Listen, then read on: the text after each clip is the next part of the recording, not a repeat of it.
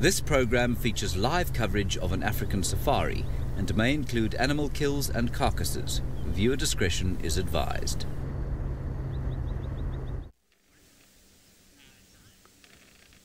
Look at that. This is quite a lovely sighting. You can see all the hippopotamus. They are outside now just enjoying the sun. This is a sign that it has been very cold in the morning. So hippopotamus, when it's cold, they come out just for the sun. A very, very good afternoon and welcome to the beginning of the afternoon safari. My name is Sydney and I am traveling with Senzo this afternoon. We are both going to be with you and we'll try by all means to give you the best experience ever. For your questions and comments, you can follow us on Twitter, #SafariLive. You can also follow us on YouTube chat stream. And most of all, welcome to the school kids from the Mkalif Elementary. You can ask questions, ask your teachers to ask questions. We are going to be here for a while looking for some interesting animals for you. So you can see that now those hippopotamus, a lot of them, they've got some beds on them. Those beds that you are seeing on top of the hippopotamus, they are not just there for a lift. They are playing a very, very important role there. It is those birds who are responsible to clean these big animals. If you can check the head and the neck of the animal, it's not that they don't have a long neck. They can't be able to turn their heads in order to get rid of the parasites. So these birds, they help them. But apart from that, big animals such as the elephants and the rhinos, they have got their own way as well to minimize the number of ticks on them. You will see them rubbing their big bodies against the trees. So, but the hippopotamus, look, the birds, they are very much interested to come voluntarily to do this job. But the question is, why are they volunteering to come and clean the animals? These birds, they eat ticks. Ticks are the parasites that absorb the blood from these animals. So these birds, when they're eating the ticks, they're at least helping the animal and saving animals from dehydration when the sun is hot like this.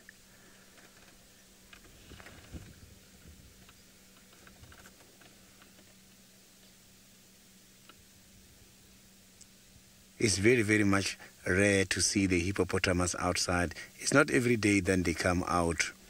Look at that. Some of them, they have got big scars there. So now we are going to the Masai Mara where David is also looking for some of the interesting animals for you.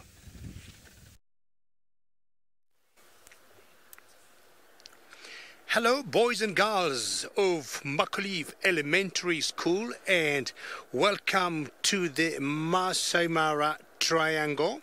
This is a different country. You are with Sydney, and Sydney was in South Africa, and we have come a long way to another country called Kenya, and we have the zebras to welcome you there. My name is David, and with me today on camera is Manu. Good afternoon, Manu. Would you like to tell boys and girls what that means? Flying thumb. Boys and girls, you have to trust Manu. He says that's flying thumb, whatever that means. I'm not sure whether that is English or is French or is Spanish. Most important, we welcome you to a drive this afternoon from the Mara Triangle in Kenya. And don't forget to ask us questions through your teachers. Okay, we're just sitting and we had some zebras from the background there, and we're just by... Oops, sorry, before you go to the zebras, Manu spotted some hippopotamus. Those are the largest animals you'll see living in water, either rivers or inlets, and they're called hippos. And this river here is called the Mara River, just like in the game reserve we are in, called the Mara Triangle. This river is very famous because when animals like wildebeest and zebras cross, you can see the current on that water. They'll always cross on this river. This river also is infested by big reptiles that are crocodiles. We're not seeing any at the moment. We're just seeing rocks and the current running very fast there. And most likely we might be able to be lucky to see some crocodiles. You can see all the good work Manu is doing on the camera. Oh yes, and it did not take long for Manu to spot a crocodile for you. Crocodiles, boys and girls, we call them reptiles. They're different from mammals, and that is a reptile, and hippos are mammals. And she is very big, and you notice she's just on the edge or the bank of the river where she's warming herself up. And these are the animals I was saying, when the wildebeest come crossing of the zebras, they'll always attack them.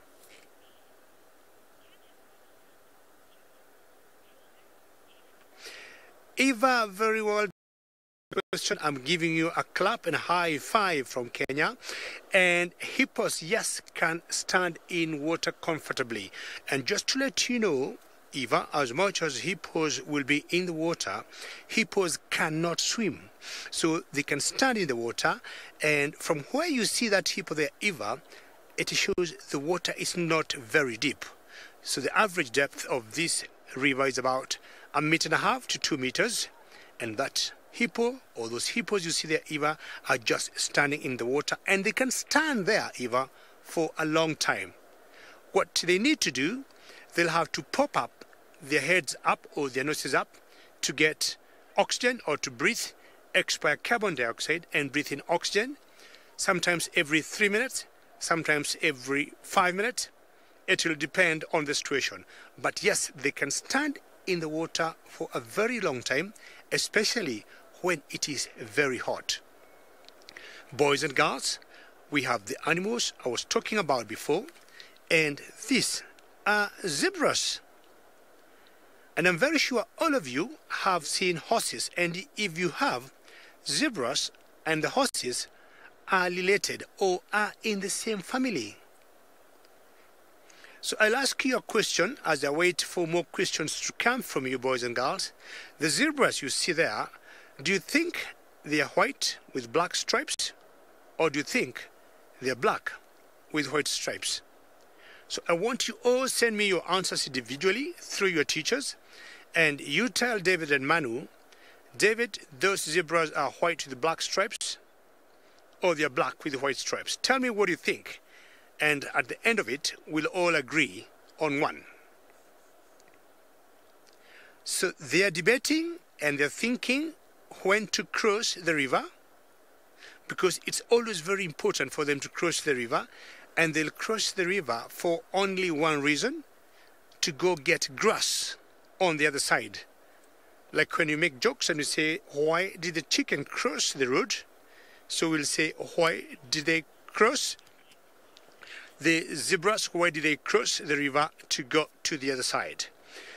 You have already met Sydney, you have seen my face, but now we want to introduce you to a girl who is doing exactly what me and Sydney is doing, and she'll be happy to say hello to all of you.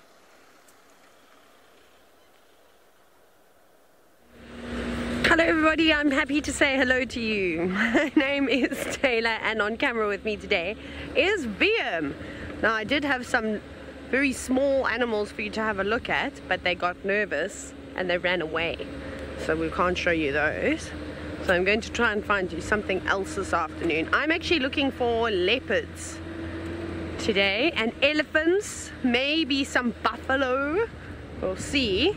Now, when you were with Sydney at that big watering hole, he was talking about some birds called oxpeckers, and I think they were sitting on the hippos.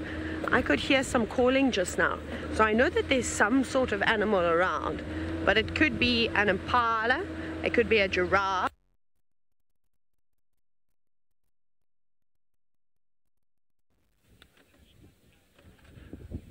So thank you very much, Taylor, for the introduction. Crown Crane Mukherjee. So I have got beautiful 2 crocodiles there. You can see these crocodiles are very much relaxed at the moment, as if they are not interested in anything. But I can promise you now, if any of the small animals, such as the impala or the blue wildebeest, any animal which can come much closer there, you will see the reaction. So, but they don't really target very big animals. They target small animals that they can be able to eat very quickly. But some of the crocodiles can take down a big, fully grown animal. So you can see, if you look at these teeth there, you can see they've got very long teeth.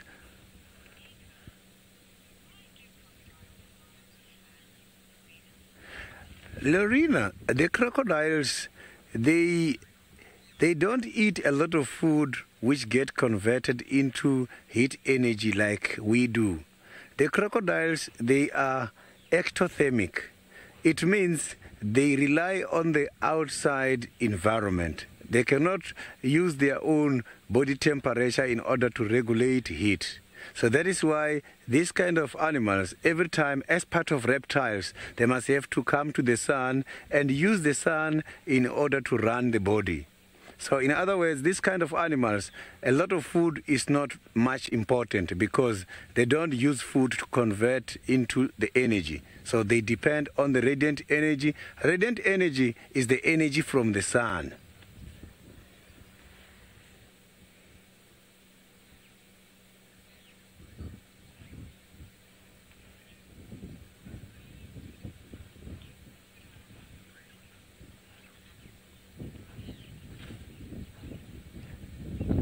Raylan, the crocodiles, they are much more solitary. They don't walk in big groups, but for diet, they have got to look after the other animals. So you will never see them hunting like leopards and lions do. Crocodiles, they normally wait until animal comes to drink and they catch, but sometimes can go outside the dam and try and go around to catch the animals. I've seen that happening before, where a crocodile lifted the body and go around to try and wait for something to come to the water so that they can push it in.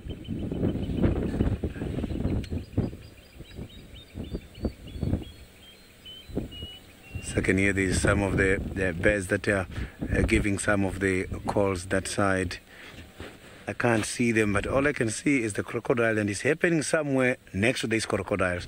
What I like by the crocodile is that these animals, they have got an ability to lower their metabolism. When the sun is too hot and when they've got a lot of food in the body, they can be able to lower the operations in the body to make sure that not a lot of food is consumed during the day. So they can be able to regulate that, which is very interesting. So now let's go to David by the Masai Mara, who's got the striped animal. He's got the zebras at the moment.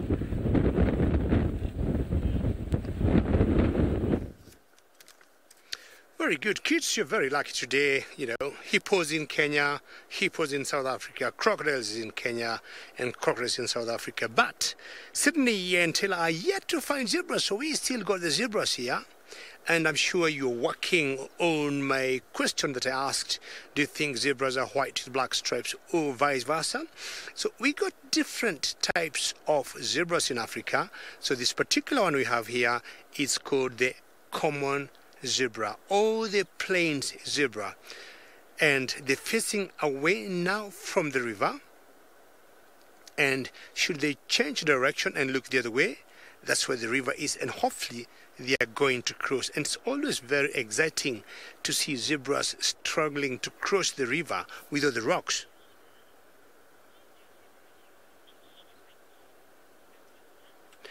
And I'll tell you, zebras have lots of stripes for one reason. What happens, the black and the white in them, when say animals that hunt zebras, animals that hunt other animals are called predators. So what happens when these animals that are called predators, for example lions or leopards or cheetahs, chase the zebras tend to run in different directions, and once they run in different directions, those stripes would confuse the lion or the leopard. Look at all that black and white and black. So if, for example, they are spoked now by a lion or a leopard, and they run, or hyena for example, in different directions, so the lion or the hyena or the leopard will see so many black, so many white stripes, and maybe it will not know which one to concentrate or to follow on. And that way, Alina, the zebras will survive. That's what exactly happens here in the bush. So they're now walking, I'm not sure they want to walk towards a different crossing point from where they were, because they know the river is full of crocodiles. And as we saw earlier with me and with Sydney, those crocodiles are very big.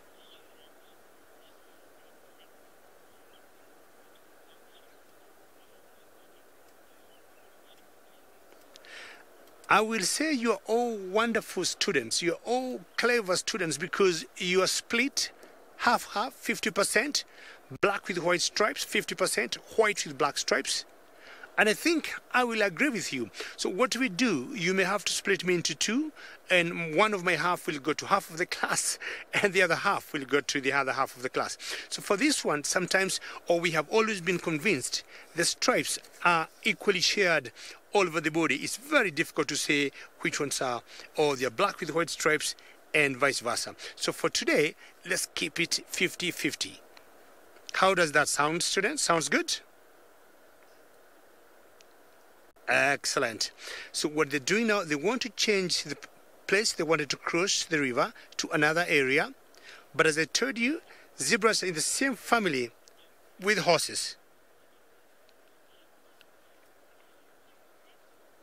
Now, zebras, boys and girls, are herbivores, and zebras or herbivores means they are vegetarians, and vegetarians mean they eat grass. So zebras, just like wildebeest or just like the horses that you all know, will always eat grass, and they do not eat meat.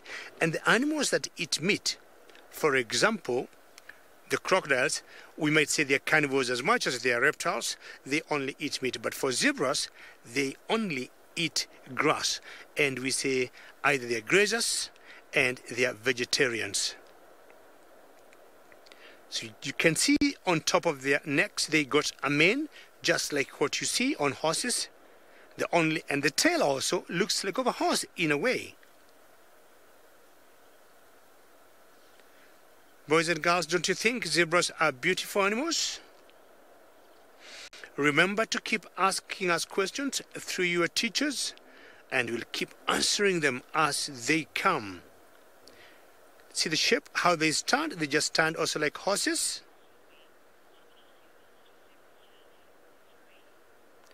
Zoe, that is an interesting question. And let me see if I can remember for how many years they live.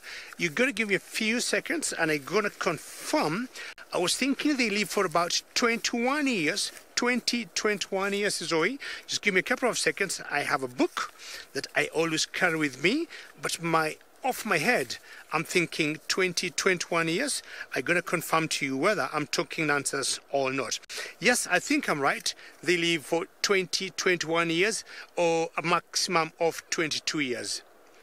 Zoe, you'd imagine how many animals we have here in the wilderness. Just trying to remember all of them, their lifespan of for how many years they live for.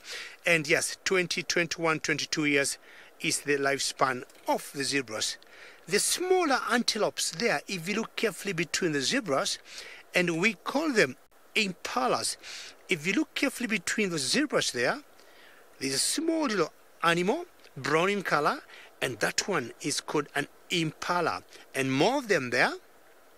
These ones will not cross the river, but they tend just to feed on the riverbank, because once they get thirsty, they'll get in the water to have a drink.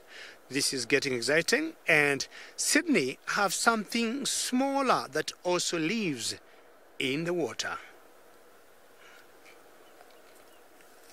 Wait a moment. Look at that. They say a baby hippo. I can see two. Another one is hiding behind the mother. So the rest of the old hippos are lying down, but the little one is just standing there. I saw that the little one was misbehaving earlier on and was given a shout to relax a little bit.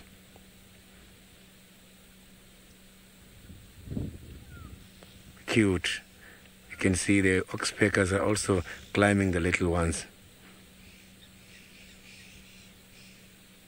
So these animals, they've got to go out every day.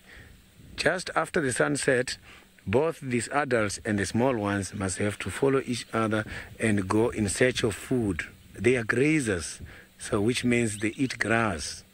and they travel long distances. If you can check here around the dams, there is not much grass available at the moment, which is the reason why they've got to travel all these long distances.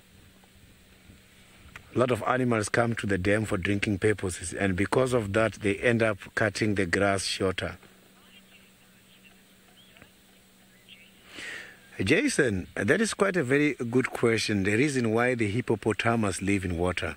So the hippopotamus, unfortunately, is one of those animals who has been designed without sweat glands, which means when the sun is too hot, they are going to battle.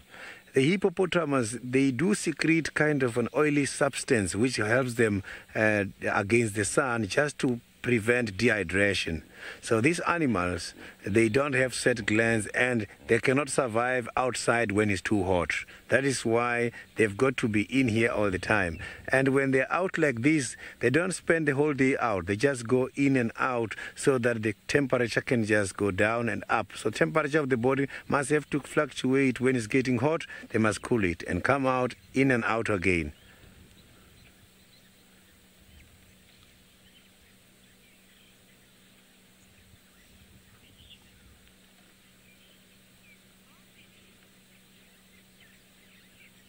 The baby hippos are not that very strong. Baby hippos, they are always together with the adults because the adults is the ones who are responsible for their protection. It's very rare. I haven't seen any baby hippo just by themselves far away from the water holes. Every time I see the babies, I see them together with the adults. Hippopotamus can be very much protective. So these babies are not strong enough. They must have to be protected all the time by the adults.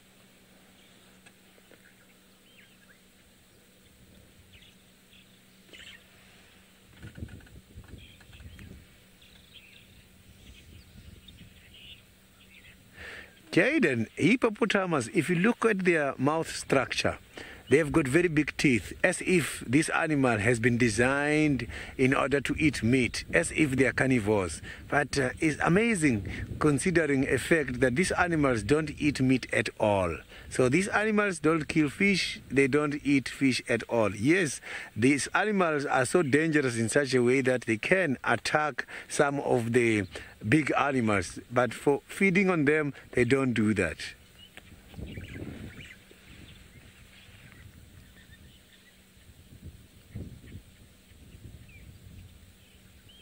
So these animals are one of those animals that have got a very interesting sound.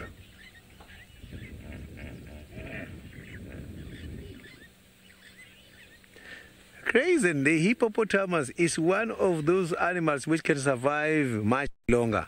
They can survive for about approximately 30 to 40 years, and that is a lot of years. Listen to that. So they were just trying to give a call, not too sure if it's a warning call or it's a territorial call. A warning call is a call which is given by these animals when they are not happy about something. It can be a call when they are against some of the family members, but we also got a warning call when the animals are communicating about the presence of the predators in the area. So these animals, the hippopotamus, when they are not happy at all, you will see them biting water and showing off the big teeth. These teeth can be very huge, up to 40 to 50 millimeters.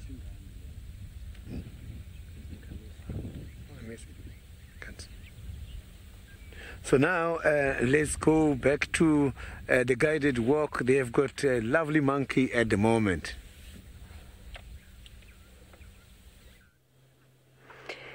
I think Sydney still thinks we're on the morning safari because I was on bushwalk this morning, but I'm back in the car. Look at that. It's a vervet monkey. Now, that is a little one, and I must tell you some really funny stories about these creatures. Now, these little monkeys are very, very, very naughty. And in camp, there are about 6 of them that all hang around together. It's kind of like they're at that age where they think that they're big and strong and they don't need to be away from mom and dad and the rest of the troops, so they go off on their own little missions. And that means that they get to come into camp because there's no fences or anything like that. And around camp, there's lots of food. So what they do is they're very naughty. They wait until no one is looking, and then they race down the walls and jump from tree to tree and try and steal some fruit. Sometimes they even take the sugar bowl. They do all sorts of things they're not supposed to. But I can understand why they want to come into camp at this time of the year, because there's not much for them to eat at the moment. You can see there was some other vervet monkeys just shouting in the background, so that's what this little one is watching. So what are you going to eat? They eat lots of things. They eat flowers, they eat leaves and grass, they eat insects when they can.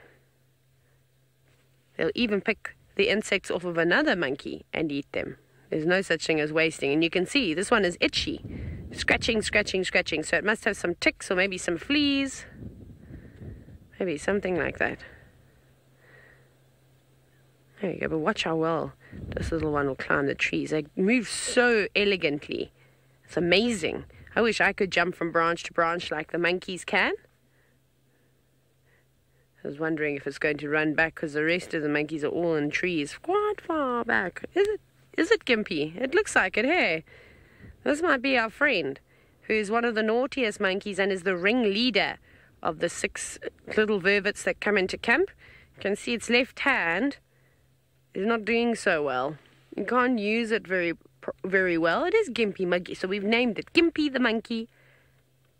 There it goes. But look, even with a hand that it can't use very well, it can jump from tree to tree easily and still run away from predators. But it's very vulnerable. So that vulnerable means that if it doesn't be careful, it could get eaten by something. I can't think of an easy way to describe the word vulnerable now. But there's just this little monkey just needs to be very careful, because there's even big eagles out here that will try to eat it. There it goes, running quickly. Awesome. Now, Elysian, the reason why monkeys climb trees, so this one is, they've all run away now, unfortunately, but we'll just drive and look for something else, is they climb trees to look for food. It's very important because lots of fruit up on tops of the trees, but also to try and get away from predators and things like that. So if there is maybe a lion on the ground, they can quickly run up the tree and try and get away. But sometimes the leopards, the animal that we're actually looking for at the moment, they can chase them up the trees and sometimes catch them too. Oh, look who's walking across the road.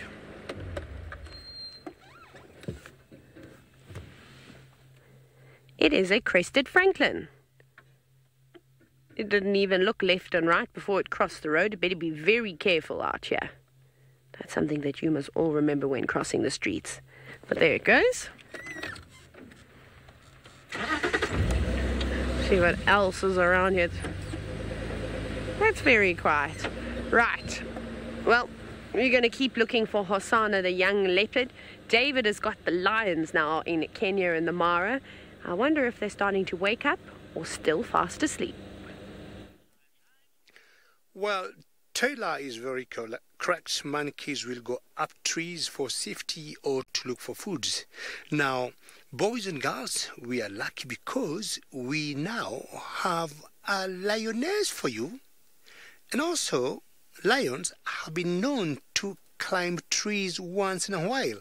But lions will climb trees once in a while for different reasons. Like, two of them, not even one. I thought it was a lioness, but I think they are lionesses. And why lionesses or lions will go on top of trees? Number one, if like where they are, they got so many flies. If you notice carefully, she is flicking her tail every now and then. Sometimes it's because of flies. Look at her ears. She is twitching her ears every other minute. It could be flies, or sometimes it's what we call a leaf flex. Now, if there could be so many flies where she is or where they are, there's a possibility of them climbing up trees to keep away from the flies. Another reason, just like monkeys, they'll climb trees not to look for food up on the trees, but they'll climb the trees maybe to be able to view where they could get food, like zebras or wildebeest. But also when it is very hot, and they see a tree that's not very high and it's easy to climb and it has a good shade, they may also climb it. Now, Those are what we call lions or lionesses, and I'm sure all of you saw the movie Lion King.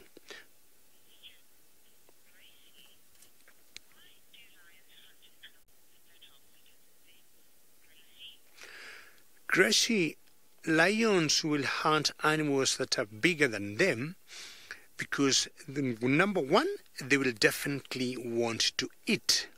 But if they hunt some very small animals, for example, the antelope I was showing you earlier in the midst of the zebras, they will have spent so much energy, they'll have burnt so much power to get something small. So they tend to hunt animals that are big, like zebras or wildebeest, because that kind of food or kill will keep them going for a few days. Now, lions are clever and they're very fast. That's why they hunt animals that are bigger than them, so that they can keep eating them for a couple of days. Otherwise, you would imagine two lionesses like what we have here hunting a small antelope like what we saw. It will be like a snack, and they'll have spent so much energy just to bring a small animal down. My guess is these lions here belong to a pride that we call Mogoro pride. And you see, that's an impala I was talking about. Imagine those two lionesses going to a small animal like that, and I can tell you, I guess he can see them. And that's why he is going to a different direction. So that is an impala, and it is a male, because as you saw, he had horns. But now, if you look at these two lionesses here, they're not going to bother to hunt such a small antelope, because, as I said earlier, it's too small for them, and they're big. And when lions hunt, yeah, there's a dove there moving in front of the lions. If you look carefully, in front of the lions, on the foreground of your screen, that is a dove, and I think that's what you call a ring-necked dove. So yes, lions will tend to hunt animals that are bigger than them because they will need to eat it. And when lions hunt, unlike other animals like cheetahs, lions can eat the same food or the same kill 2, 3, 4 days. So if they hunt something big, even like a buffalo, sometimes they even hunt buffaloes or giraffes, it's because they know after they do hunt, they will keep it for a couple of days before they do another hunt. If you look on the belly of that lioness, you can see her panting because it's a bit warm where we are.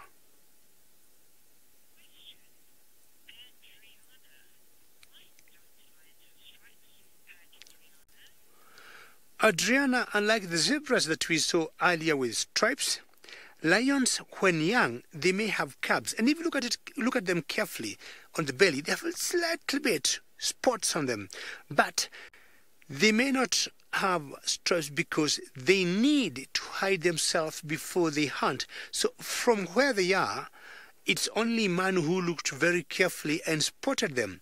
So they'll not have stripes, because if they have stripes like the zebras or other animals that lions hunt will spot them from a distance, and that will be a disadvantage to the lions. So for them not having stripes, it's a plus, or it helps them to blend in or to be able to hide. And then when they're laying in the grass like where they are, they tend to look just like the grass. And that way sometimes we have seen zebras or other animals like wildebeest walking very close to them. And then the lions or the lionesses will take advantage of that, and they'll pounce on the particular animal and they'll get food. So a group of female lions, if they'll be having young ones, you call them a pride. And when you see males together, you'll not call that a pride, but a coalition. So we'll just wait here and see if these lionesses may do anything in the Mara Triangle in Kenya. But I think Sydney wants to tell you something about hippos.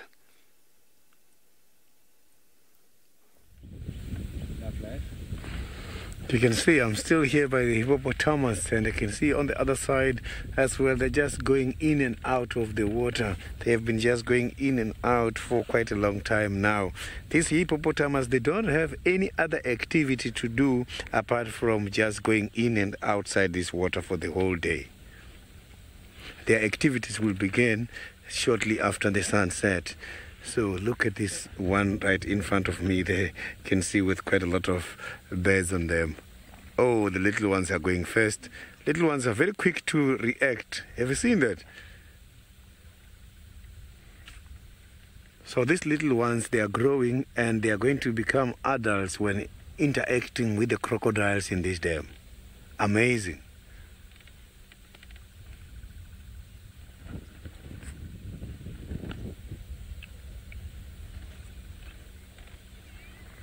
So this animal has got a very big body size, but when it comes to the speed, they can run up to 30 kilometers per hour.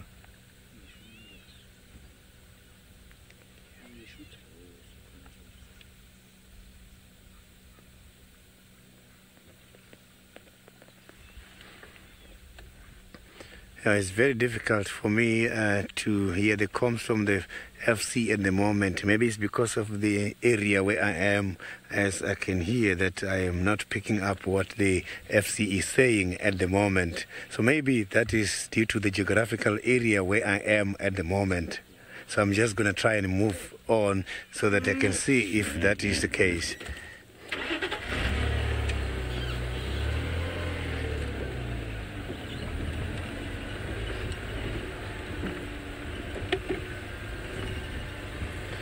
So I can see here on the ground that some other animals, such as the buffaloes, were here. They have been here. So buffaloes had their drink here maybe yesterday, according to the age of these tracks I'm seeing on the ground.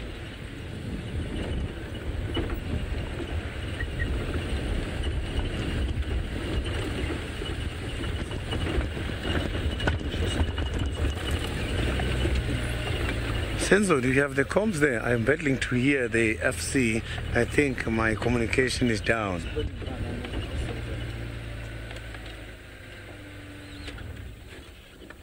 So I can see now that the impalas has just arrived.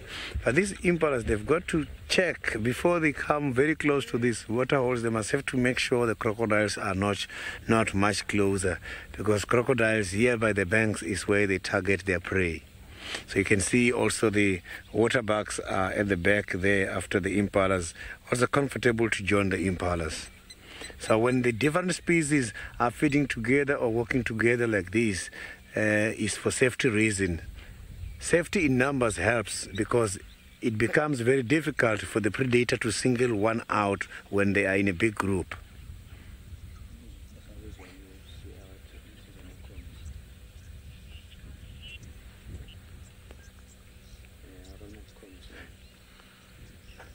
I don't have comms at the moment. I think also Senzo is not having comms. I think the geographical area where we are is contributing towards the communication signals.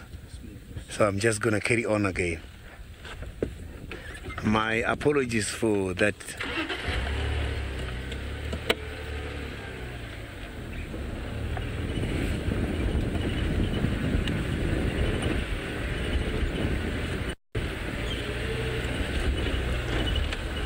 So I can see that some of the big water bugs, they are also watching, maybe wanting to join the groups that are there already.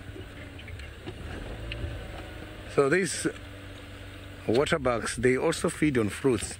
When there's quite a lot of fruits falling down under these trees, you'll see them eating. Also the leaves coming from this type of trees, they eat as well. They prefer the leaves from the marula trees. I have seen them eating the leaves that were falling underneath these marula trees. Look at that, the beautiful horns.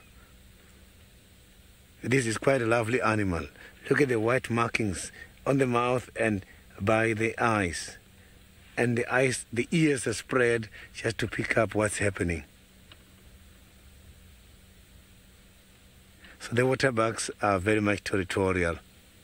But these animals, territorial animals, their territories also keep on changing a lot according to the availability of food. Just like what we have seen with regards to the migration of wildebeest. They are territorial animals, but when the food is scarce, those animals can be able to move from one area to the next. They will only become strict back in their territory after the migration. So look at what that animal is doing now. So now I can hear you 100% from the FC. So I don't think we are going to have a problem from now on. So that animal, if you look at it, is eating something there, but there is nothing from the floor that he is trying to pick up. So these animals are ruminants. Ruminants are the animals which go out for feeding purposes, and when the sun is very hot, they can be able to conduct a process which will take back everything that has been eaten back to the mouth and chew them again. Is what that animal is doing. You can see that he's chewing something, but he is not pulling the head down in search of the grass. So he's got the grass already in the stomach that he's feeding on at the moment, which is a very interesting behavior because it helps them when they're trying to avoid the predators, as they can collect a lot of food in the morning and hide away and eat again while they are relaxed under the trees.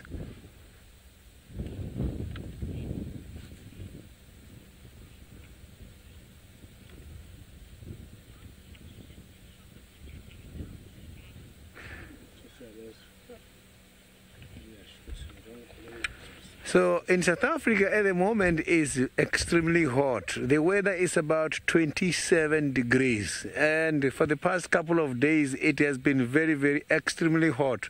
Only yesterday and today the weather is much better. It has been 30 something at about 3-4 days ago. So I'm just going to pull on now and see if we can find something coming to this dam, as quite a lot of animals in this area, they are depending by the Chitwa Dam.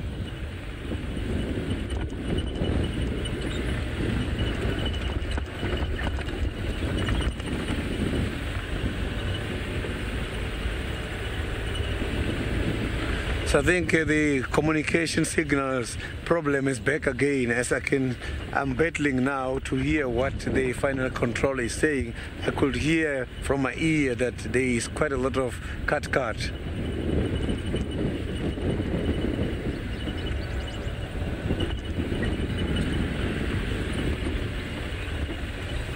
So now let's go to Taylor and see what Taylor is having at the moment on a game drive.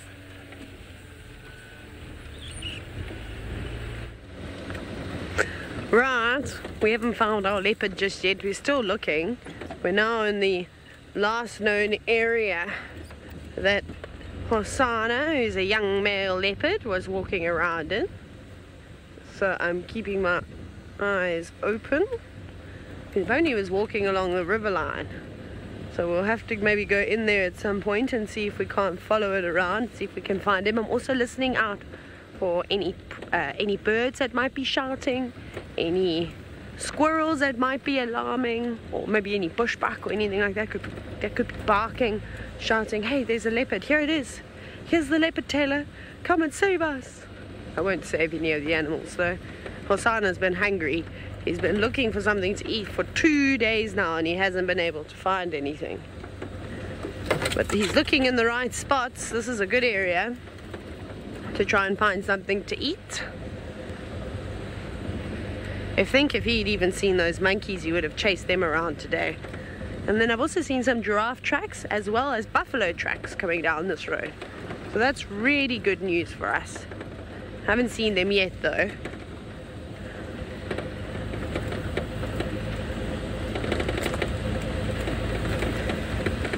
Very quiet out here. There's some birds. Stella, there are too many animals in South Africa. There are over 800 species of birds alone, about 852 without the migrant species. So those are the birds that fly away. Sometimes they go overseas and sometimes they just go further north in Africa and they just come back for our summer months. Then the amounts of thousands and thousands of insects that there are out here is pretty cool too, as well as all the mammal species. So there are lots and lots, and the fish, lots of fish, and my favorite, frogs. We've got so many cool frogs here in South Africa. We're so lucky. So we see lots of different types of animals all the time, and then not to mention all the other creatures that are living in the ocean. But we're a bit far away from the ocean to try and see any of those animals. So this to me says leopard country. But I'm just going to check very carefully, because you see it's been warm today, so Hosana wouldn't want to be sitting out in the sun. He doesn't want to catch a suntan like maybe I would want to do. He wants to hide away, so he'd hide away under some of the trees. Lots of places, yeah. Right, well, it was wonderful having all of you from the schools today. I hope you enjoyed the safari. At least you got to see some lions and not elephants, and hippos and crocodiles and crazy things.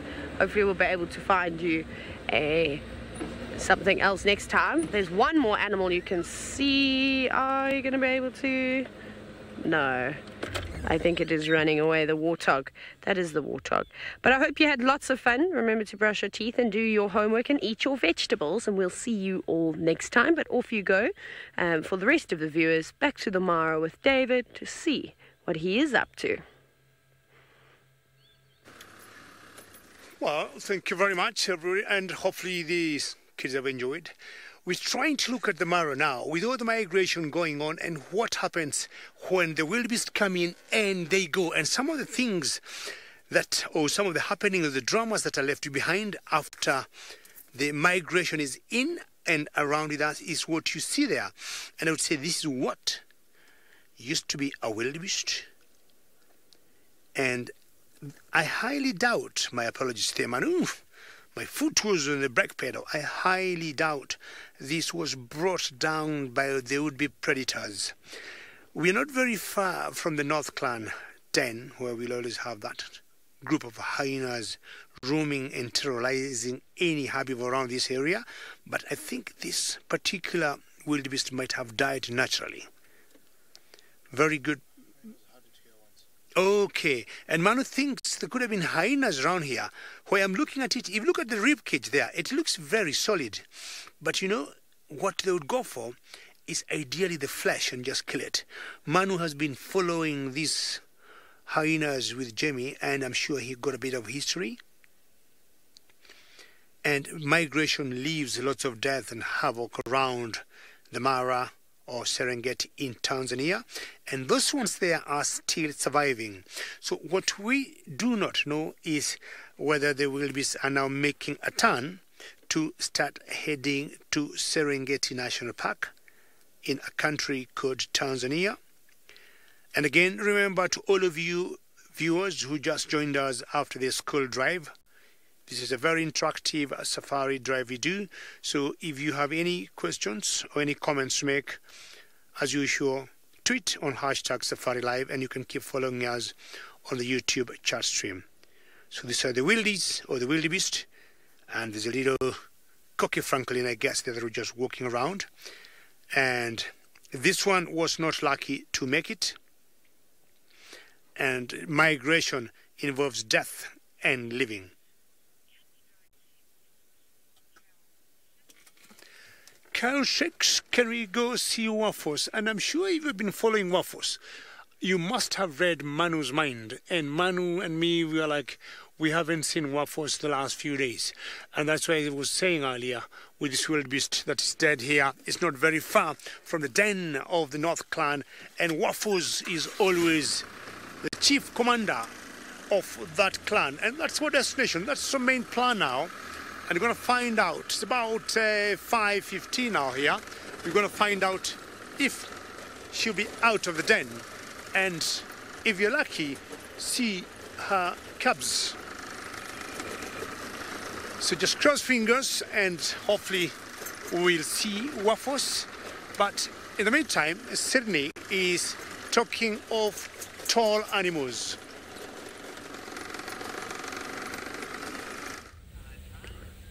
Look at that. an amazing animal. I've got a journey of giraffe. A group of giraffes together is called a journey. So these giraffes, they are on their journey looking for the better browsing. You can see there where that one is browsing now. That is one of the trees which are very green. I'm very surprised here where that tree is having all the nutrients in order to shade those leaves green. But next to that tree, I can see there's a small termite mound. Maybe the termites is the ones that are contributing a lot towards the green color of that tree. So you can see those giraffes are all attacking the green, new coming green leaves there. So if you can look, the giraffe who is now bending the neck, if you look at the back of the neck, it has got a line of hairs going down. That line of hairs is a gauge. You can be able to tell the condition of this animal from that mane. When that mane is completely flat, it means these giraffes are not in a good condition. And after that, if you follow these giraffes, you will see they are going to search for the bones of the other old dead animals. A reason for them to eat those bones is to be able to get hold of the calcium in order to maintain the body again. In other words, when they're running of calcium, you will see it from that mane. So that mane can easily serve as a calcium gauge. So they've got a very lovely spot pattern. So both male and females, they've got, indeed, these are very beautiful animals. And if you can check, both male and females, they've got stripe pattern, but each one of them has got its own stripe pattern. But the males, they have got dark spots, females have got light spots. But when both male and females are getting old, they both get dominant dark spots. So you can see the one who is standing aside, that is the male. Look at those knobs. The giraffes have got some knobs called the oxycones. So oxycone is just a kind of a knob which is consisted of a bone and a skin. These are not horns. There is a little bit of a keratin on top because the males, they don't grow hairs on top of those knobs. Whereas the females, you can easily distinguish them from the males because they've got hairs there. And the males have got very thick oxycones, whereas the females have got thin oxycones. Look at that. If you look at the bottom of those knobs, there is something like another pair of the knobs coming out right at the bottom there. So that is what is called a calcium pocket. It's where these giraffes are storing calcium to maintain that whole body.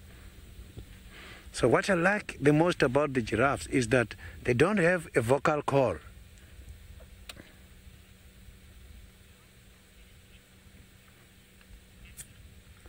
Rosalind, the giraffe tongues can go up to 50 centimeters, and that tongue has got very sticky saliva which helps these giraffes when they are feeding by the thorn trees.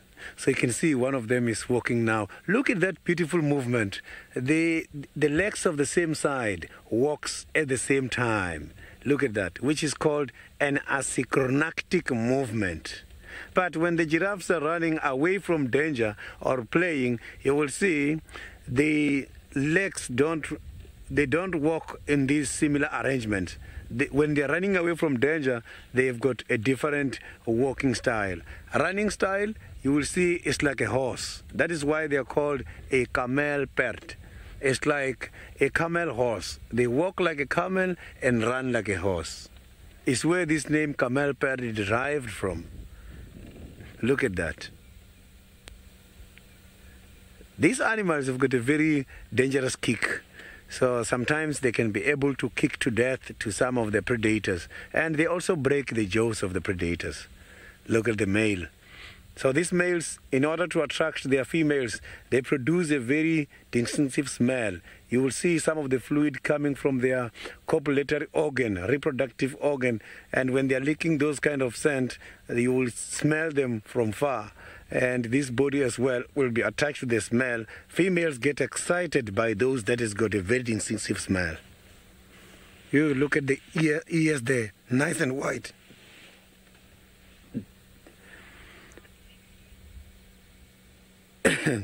This is beautiful. Sorry for that. Look at those ears. You can see that these giraffes, the whole body is camouflaged, but behind the ears is the only part which is bright white. So that white color, which is not camouflaged by anything, is what these animals are using for communication purposes.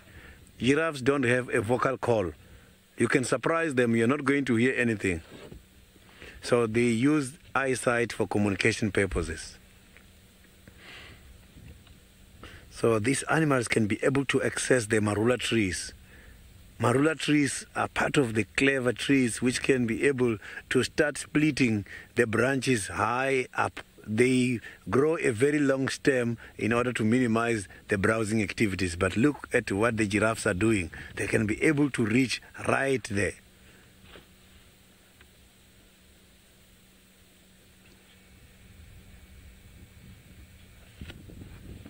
This is a lovely picture. Well done, Senzo. This is beautiful.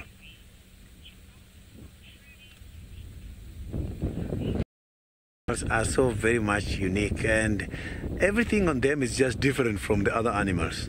How they give birth is different. They give birth while they're standing. The little one has to hit the ground as a wake-up call.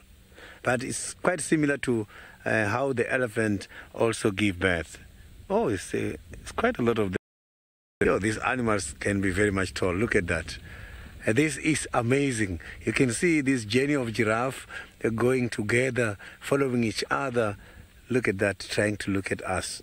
Look at the eyelashes. Oh, going with the ears spread, for in case if one is behind, to see where they're going.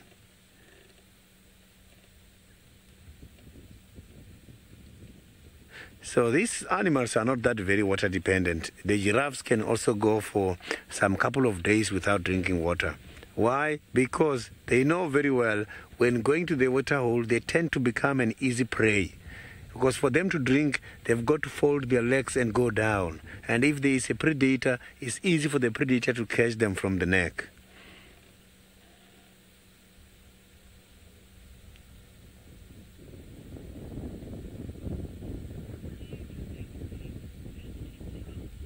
So now let's go to the Masai Mara, where Dave is having some of the lovely birds by the Masai Mara at the moment.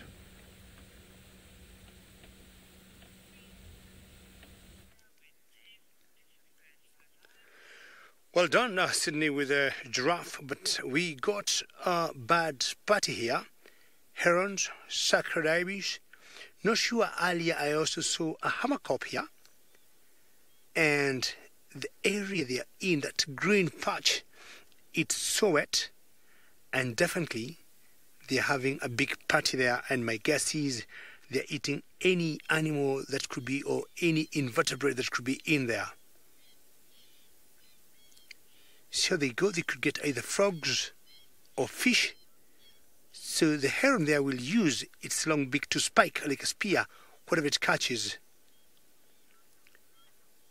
There's so many invertebrates there, and that's what brings those two different species or three different species of bats together. That one looks like a black-headed heron.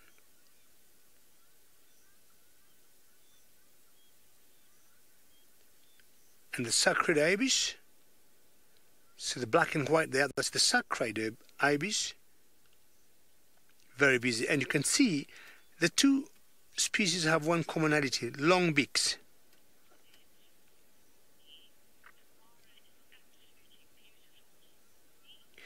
Copy, you are absolutely correct. The Mara is absolutely beautiful. Anything about the Mara just works out very well. Look on that background, look at the wildebeest there, and look at that sky, Copy. Cotton. It's wildebeest just moving there in the foreground. And we're just listening to the silence of the Mara at the moment, because the wildebeest are not as loud. Courtney. Oops. Something spoke to that baby, and that calf is happy of something. Just run, and Courtney, you can tell, apart from being beautiful, is also a happy place for the animals. And that small run there was indicating that that calf is happy, running towards the mother. I've always looked at the beards hanging below the necks of this wildebeest. Earlier I was talking about migration, and migration is still on where we are. And migration normally incorporates wildebeest and zebras in their thousands. And remember, my destination was to the waffles, but I can always relate the waffles with the wildebeest, because when the wildebeest are around, we have known hyenas to go for them. And not once we've seen lions bringing down the wildebeest and the waffles, or rather the clan of the North Clan, coming down and snatching the meal from them. In the background there you can see the Olololo escarpment. And for those who have never joined us before, we're in the Mara Triangle as that heron is coming to land and joining the party. Well done. Come join the party like the rest. Interesting to see all these black-headed herons around here. And as much as they're together with the wildebeest, they have no commonality in feeding. All right, I think me and Taylor are doing birds and birds, and let's find out whether she got some serious birds than what I got here.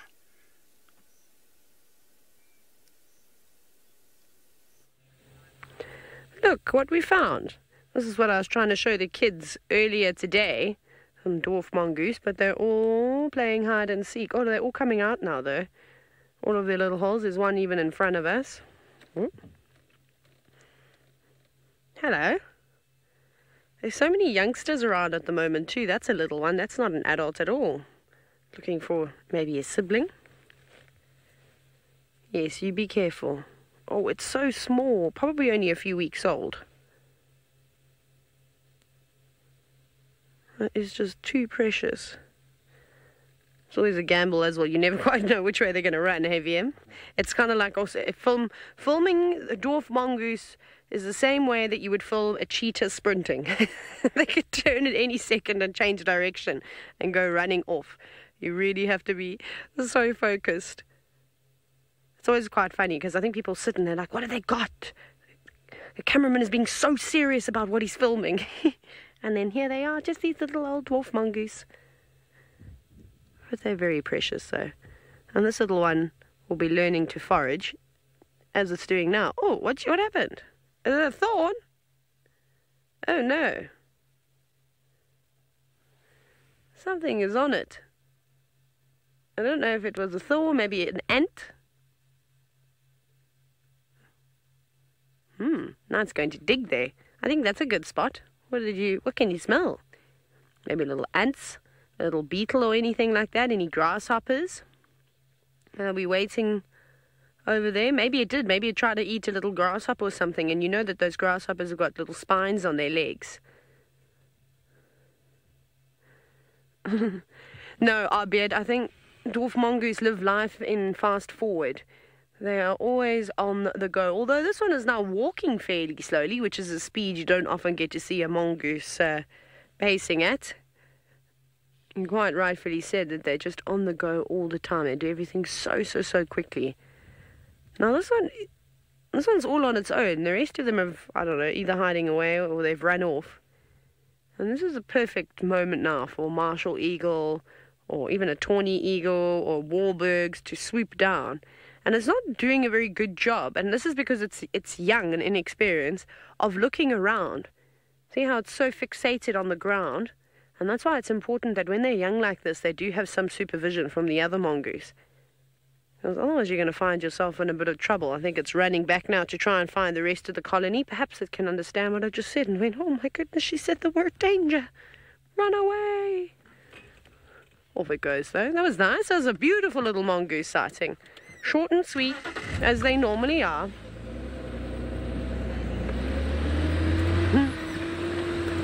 Bob, you know, you've said you'd love to see one playing dead again. I really don't know if I will ever see another dwarf mongoose do that. I feel like that was a once-in-a-lifetime sighting. Yeah, I mean, it's unusual. You can see it with other mongoose species, but I think Tristan said he's seen a slender mongoose actually do it before. But I've never ever heard of or seen dwarf mongoose doing anything remotely like that. So I think we're just lucky.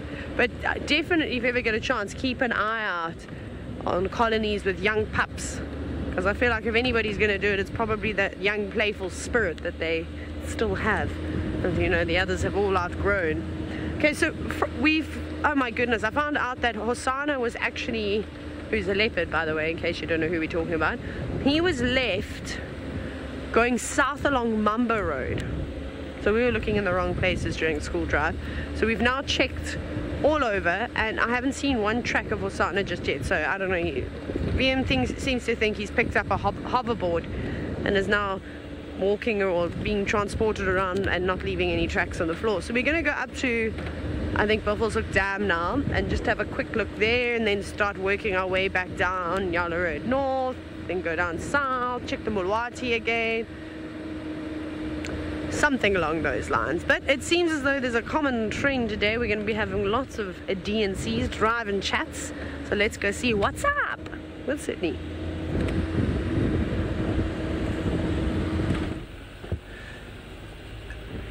So I am now leaving the Chitwa Dam area to come back to Juma, where I'll be joining the Queen, the Crown, Kedi, in search of the spotted cats that side. But my specific target today, it will be looking for the two cats, Tandy and Kalamba. I'll be trying around Buffelshoek Dam, the central area of Juma Game Reserve, and see if maybe I can see Tandy and Kalamba, as those two, I haven't seen them for quite a long time now.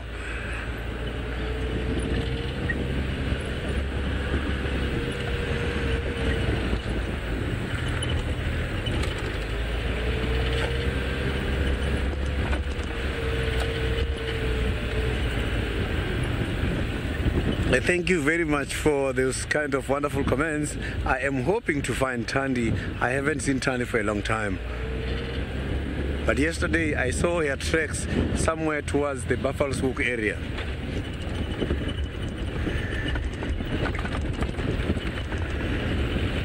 So here where I am at the moment, the wind is blowing too much. I'm right in the middle of the valley. I can feel that the wind which is blowing here is much cold due to the water by the Chitwa Dam.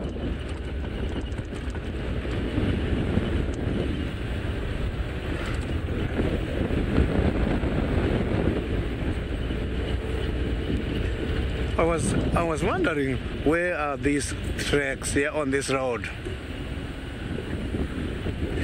So the wild dogs, I'm not too sure if they have been spotted this morning, but where I'm going to look for Tandy and Kalamba, I'm just going to hit two birds with one stone.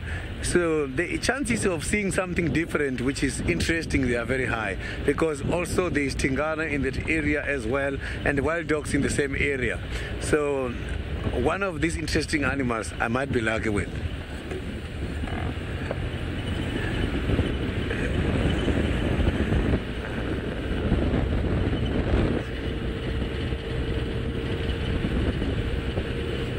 So on my way to this side earlier, I saw a large spotted genet, but it was a quick sighting, and it's not the first time I am seeing this large spotted genet. There is a tree this large spotted genet is staying, and one day I hope I'm gonna see it, because the other day he was trying to catch a bird and they all fell right in front of me on my way to Chitwa Dam on a game drive, but we couldn't manage to catch that because it was before we started with the game drive. So I will show you now. This is the place where the large spotted genet is staying. He's staying by this tree.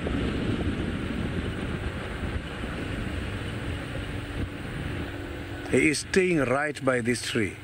And coming here every day during the day, I see him there, but he's very much shy. He's going deep in there by that branch, and he's got a very nice thick tail. That is not a small spotted genet. I'm talking about a large spotted genet, which is something I haven't seen for quite a long time. So he's staying right by this tree. It's interesting to see that this animal is more active during the day, whereas a lot of genets, we normally see them at night. But this one is using the tree host in order to catch the birds when they come there. That's why during the day, because birds, most of them, they are taking activities during the day, he is waiting and catching during the day.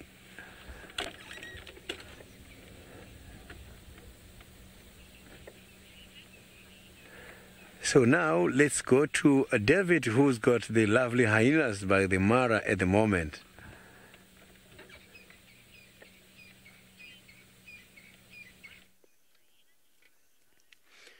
Well, hopefully, Sydney, you'll catch up or you'll see a genet cat much later. But now, I arrived at my destination, which was the den for the North Clan, and we got one of the females in this clan here, and we've been trying to look at her carefully, and me and Manu think this is Teddy Bear. The commander-in-chief herself has not come out, who is called Waffles, but I think also Teddy Bear and another one called Soup rank pretty highly, as much as Waffles is the main or the leader or the matriarch of this North Clan. Hello.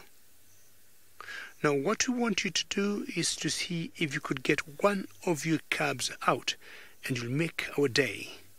So what you see behind her, that's the den, and that's where my guess would be the cubs are sleeping or just hiding or taking it easy or whatever they would be doing in there. It has cooled off to me tremendously, and I do not think there should be any reason why they should not come out. Normally, any time around 5:30 my time, or 6 o'clock my time here in East Africa, is always time for cubs to, well, what a good roll, what a good turn there. Well done, Teddy Bear. Fantastic. Would you like to do that again for us? Look at her teeth. What did your attention get into? What can you pick up? Maybe not much. Another roll, maybe? Yes, and Lou in the final control says Teddy Bear looks so happy, because when animals, you'll see them playing. I mean, she is alone, but she's just rolling and turning and tossing on her own, an indication that she has, what maybe she needs. Maybe she knows her cubs are fine, they're well fed. And looking at her also, you can see she's pretty full, that belly. And I doubt she is pregnant because she got teeny young cubs. So, turning around, well done. Excellent. And this reminds me of the first, of the lioness you saw earlier, which had her legs up. All right, Sydney could be having smaller carnivores than Teddy Bear.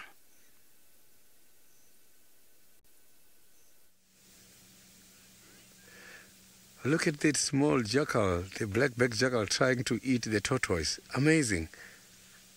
He's battling to get hold of the meat because of the shell. Look at that. First time to see these jackals eating the tortoise.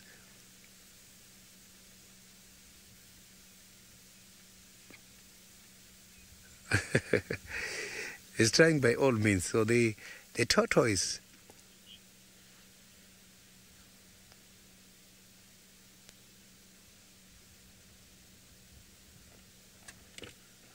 this is something very special. I haven't seen this happening. Look at that. So these jackals must be sleeping by this time, but he's up trying to eat this, and he's looking, maybe they are friends.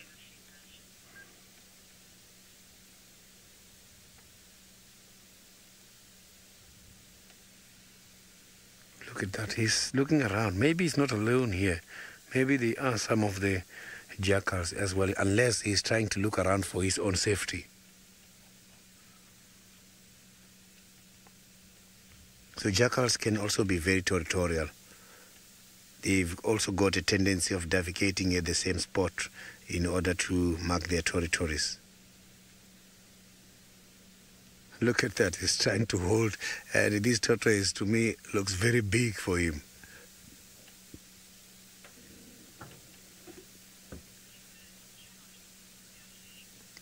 This is unbelievable. I am so very happy to see this. Look at that. I can't even see what he's trying to eat there. And also very difficult to judge the age of that tortoise, because I can't see if maybe it's a fresh kill or it's an old kill. But when looking at these holes, I can see that it's not looking fresh. You can see he's trying to get the legs.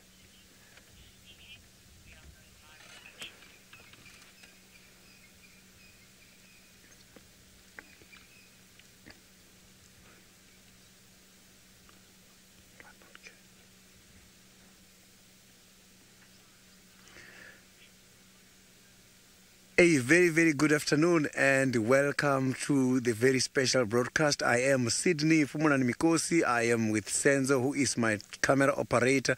We are here by the Juma Game Reserve and not very far away from the Galago, from the Juma Vuyotela. So I am right now with one of the very interesting small carnivores. I've got a jackal trying to feed from a dead tortoise, which is something very much rare. It's the first time for me to see this. Just going to pull forward and see if maybe we can have a close contact. So I'm right on the road and there's a car coming behind. I just want to quickly give the other vehicle a chance to pass. Look at that. This is amazing. I know it's going to be very much difficult for this jackal to open or to be able to crack that shell. Why? Because these kind of tortoise, they also go and look for the droppings of the animals such as hyenas, and sometimes they eat the droppings of the animals such as the giraffes, because those animals can eat the bones from the other old dead animal. Look at that giraffe, that jackal is trying to avoid the vehicle coming here now. So these tortoise, because of eating those kind of droppings, their shell becomes very hard. Lisa, the jackals, they normally eat rodents, but they also catch some babies from the animals such as the impalas, which is what they eat the most. But for them to eat the tortoise, this is very rare, and to me is something very, very special. I've never seen this happening. It's the first time for me to see the jackals doing that. You can see now that jackal is coming back. Let's see what he's thinking now. It's just going in circles. Instead of coming back to the tortoise, is now avoiding us going to the other side. So normally the jackals, you'll see them in a pair together, 2, sometimes 3, and when having little ones, it can be more than that. So this kind of animals, jackals, they are much more active during the day, during the night and early mornings. That's why they are called crepuscular animals, because they are active during the night and also early mornings. He is now heading much more towards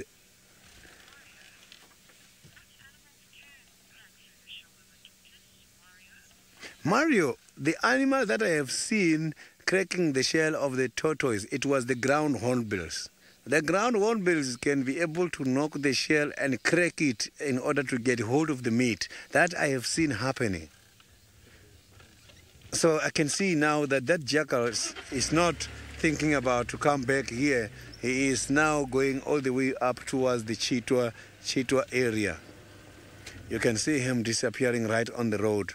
So it seems like he's got an agenda of going somewhere.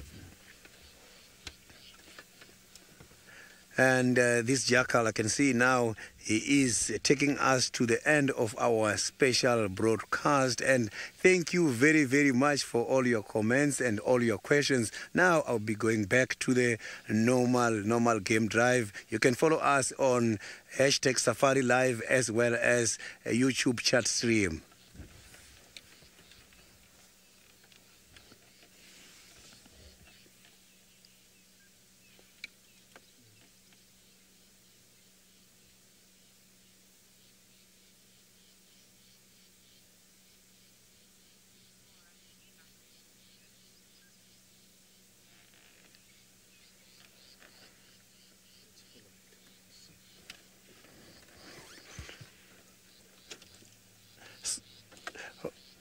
Welcome back. Now I will be following this lovely small predator and see what he's intending to do. I can see that he's now heading all the way up much more towards the Twins Dam. It's a small jackal. Now he's coming back to this side.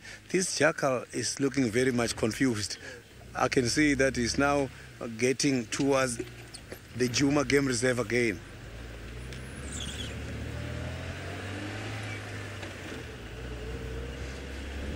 So the jackals, they are so very much strong as well, because at one stage I saw them fighting the warthogs. It was a very big fight, but they managed to win the fight. They won the fight. They were trying to catch the babies from the warthogs, and the warthogs had it was about 6 babies, and the jackals managed to take one.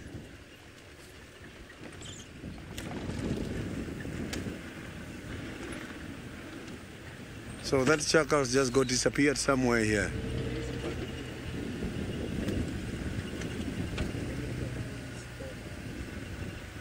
He's very much camouflaged. He's somewhere right here.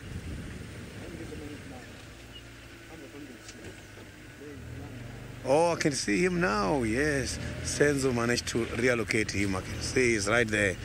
So we're going to see him nicely from this angle now.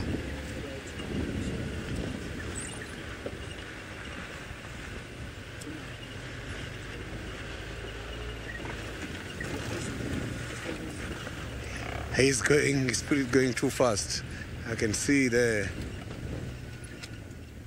So you can see he's going to pass right here now. So it seems like this jackal is doing some foraging during the day.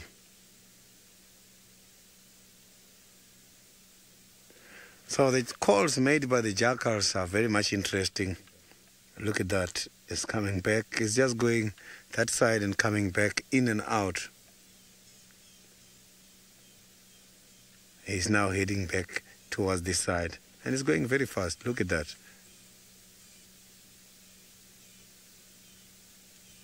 This is amazing, following the jackal during the day.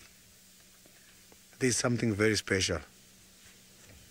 So I'm just going to keep following him.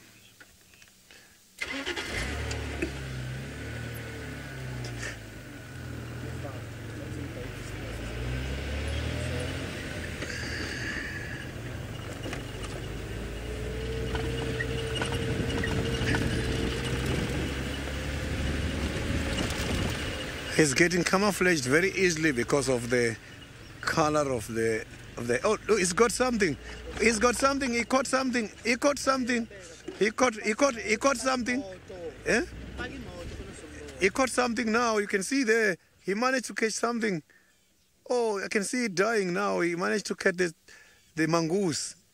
Look at that. You can see that he managed to catch the mongoose. Look at that. Oh, this is amazing. Unexpectedly. I don't know how he managed to see that mongoose there. You can see the mongoose there is still kicking. You can see the tail, and the other mongoose are making a lot of noise in the area as well.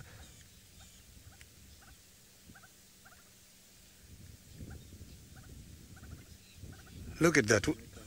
Look at what he's doing now. So I'm just going to move forward now and see if we can have a good sighting from there. So what are you saying, Senzo? You must say it.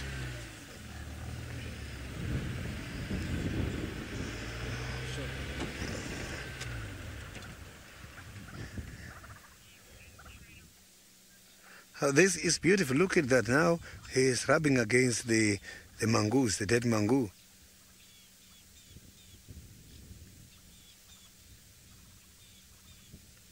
This is beautiful. His hunt has been successful. All the way from the old dead tortoise, now he's got a fresh meal. So I'm just going to wait and see where he's going to take this fresh meal to. Maybe he's got a place somewhere here. Maybe it's a common resident.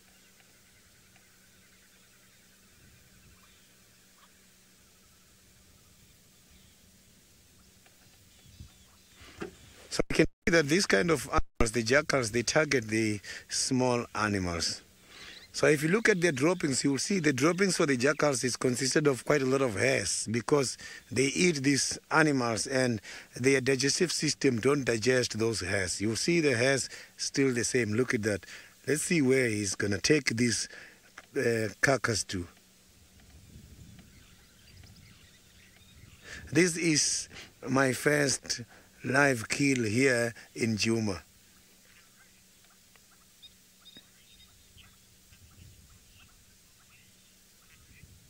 Ferun, I'm not too sure what kind of behavior is that, because I saw that he was trying to rub did it twice or 3 times.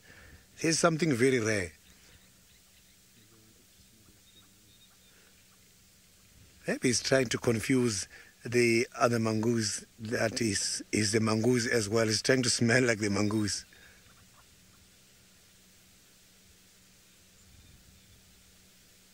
The mongoose are very much gregarious. The other ones, it means they managed to get disappeared. So, but I can see from a distance that that one is a dwarf mongoose. So it means he managed to isolate that one from a big group, because the dwarf mongoose, they're very much social and they are gregarious. So I'm just going to try and move on further and see if we can have a beautiful sighting.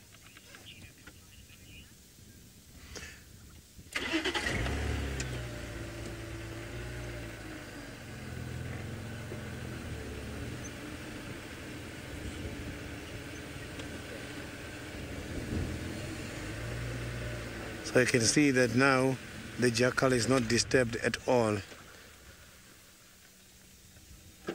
He's right in front there, making sure that his food is not taken away by anything. Let's see what he's thinking.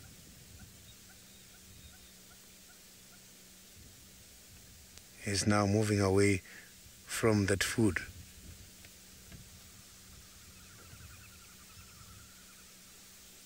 But you can see that he is not going far, he's still looking there.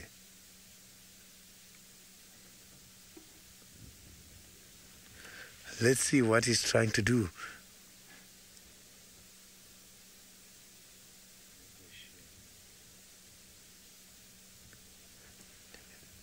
Maybe he's confused, he doesn't know what to do with the mongoose. You can see now he's moving forward.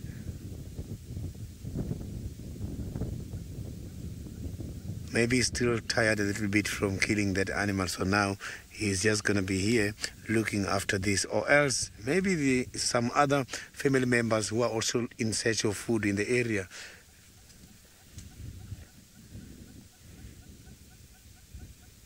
But the chances of this jackal to lose the carcass, they are very much high, because if some other big animals such as the hyenas comes here, I don't think this jackal will be able to defend that kind of a carcass.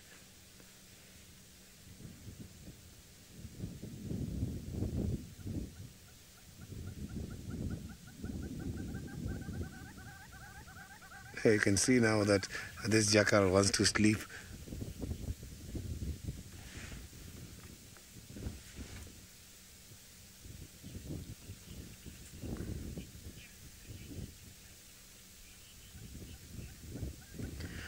Ninamu, the wild dogs, they are part of the Candida's family. So the wild dogs and hyenas are not related. Even if you can check, their social behavior is different. That is why if you check the hyenas, they are babies, they are called the cubs, whereas for the wild dogs, they are puppies. So the dogs and the hyenas are not related, but the wild dogs and jackals, they are much more related.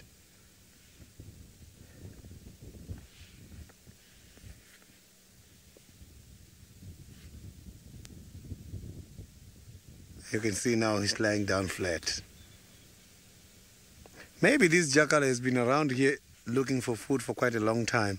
It's just that his hunt has been successful now after a very long time.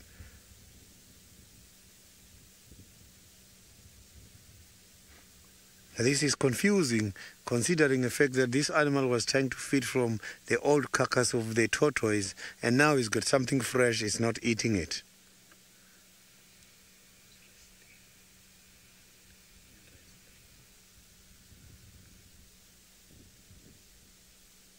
So it's a pity that the jackals are not having the skills to climb a tree. So to me, it would have been better if this carcass is taken up to a tree to avoid competition on the ground.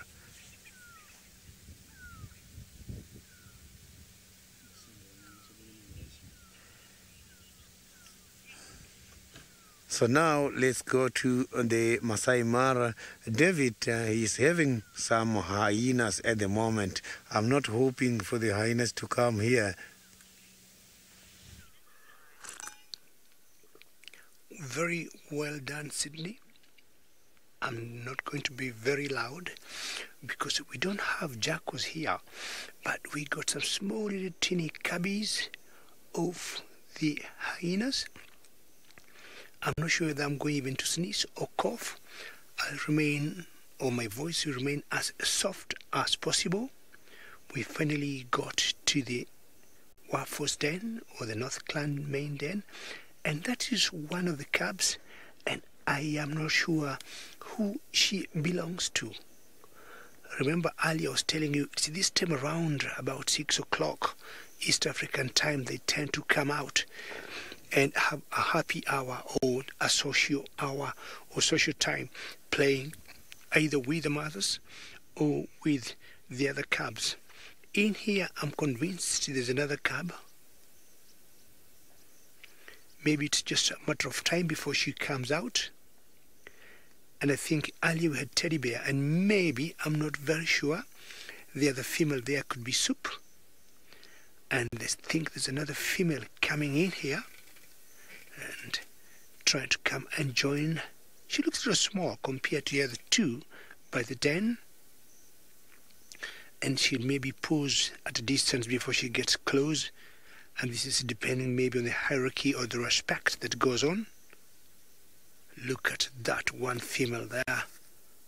To me, she is very pregnant. Initially, I thought she was too full, but on a closer look, me and Manu agreed maybe she could be pregnant.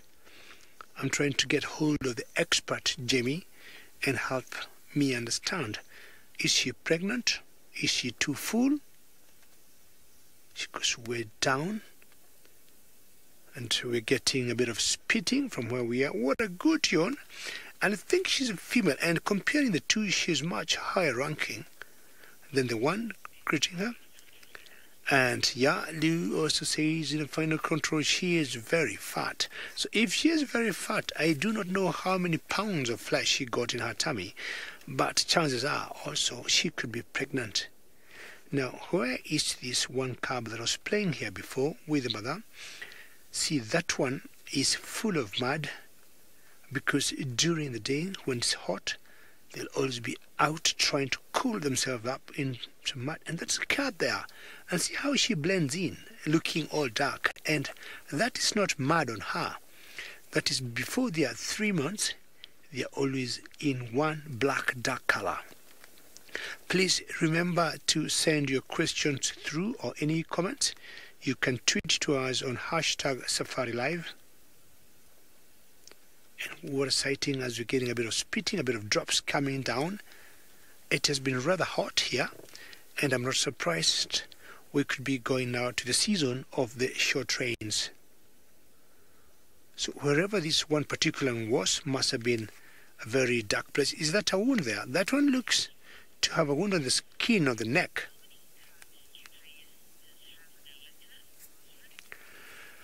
Rosalind, anything 1 to 4 cubs, sometimes 5 cubs have been documented or recorded.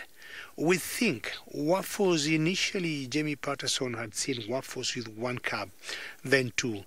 The average number I would say is 1 to 3. So don't be surprised, Rosalind, if you see a hyena with 1 or 2 or 3, but the average is anything 1 to 3.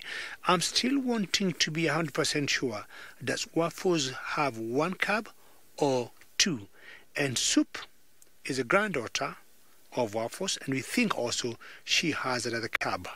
The last time I was here, I saw 2 cubs, and the 2 cubs were playing with 2 different females.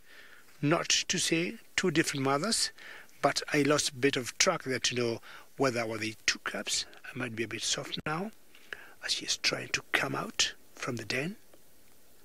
So yes, anything 1 to 3 cubs is the average litter of hyenas, and more so the spotted hyenas. It has cooled off tremendously, and it's not surprising that we might see also the other cub come out. And every time we have come here, between the 2 cubs, one is more playful than the other one.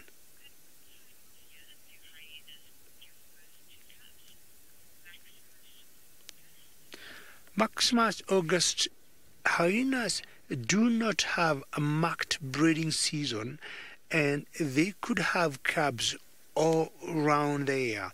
So Warforce now either have 1 or 2 cubs, and as soon as they're fully grown and she is able again to go and heat, she could easily mate to get pregnant. So unlike other animals, say for example wildebeests that have a marked breeding season, hyenas will get cubs all around the year. 3.5 months being the gestation period, comfortably they could have 3 litters in a year.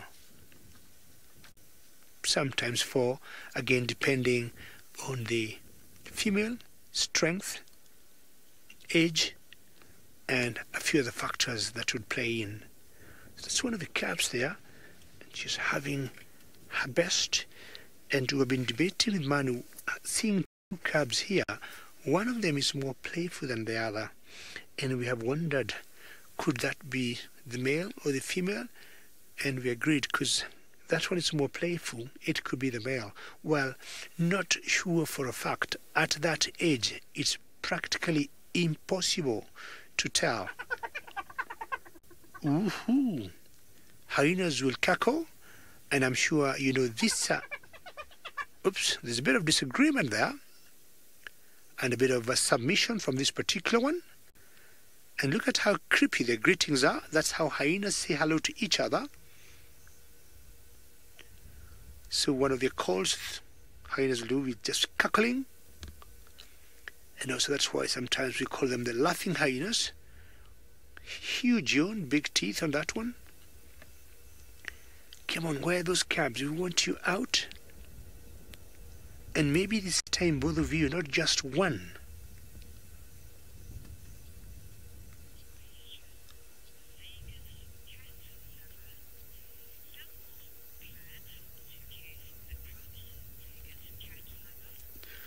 Vegas cat lover, hyenas are very complex animals, and until the other day they weren't rated very highly in terms of their DNA. But now we have found out they're very, very intelligent. So Warforce is the commander-in-chief, or she is the matriarch of the North Clan. And if she is away, we think that she would comfortably leave instructions to the subordinates or to the junior ranking females to make sure the cubs are fine. So any other female that do not have cubs, be it an auntie or first cousin to the matriarch or high-ranking females, will have the duty or the obligation to take care of the cubs. So I'll tell you for a fact, yes, the hyenas communally or socially as a group, they will take care of the cubs, even if the mothers are not nearby. Hello there. So she's popping up from a different den. Oops, she just went right back. I don't know what happened there, and I don't know what the instructions. That's crawling from that hyena. I don't know what that means.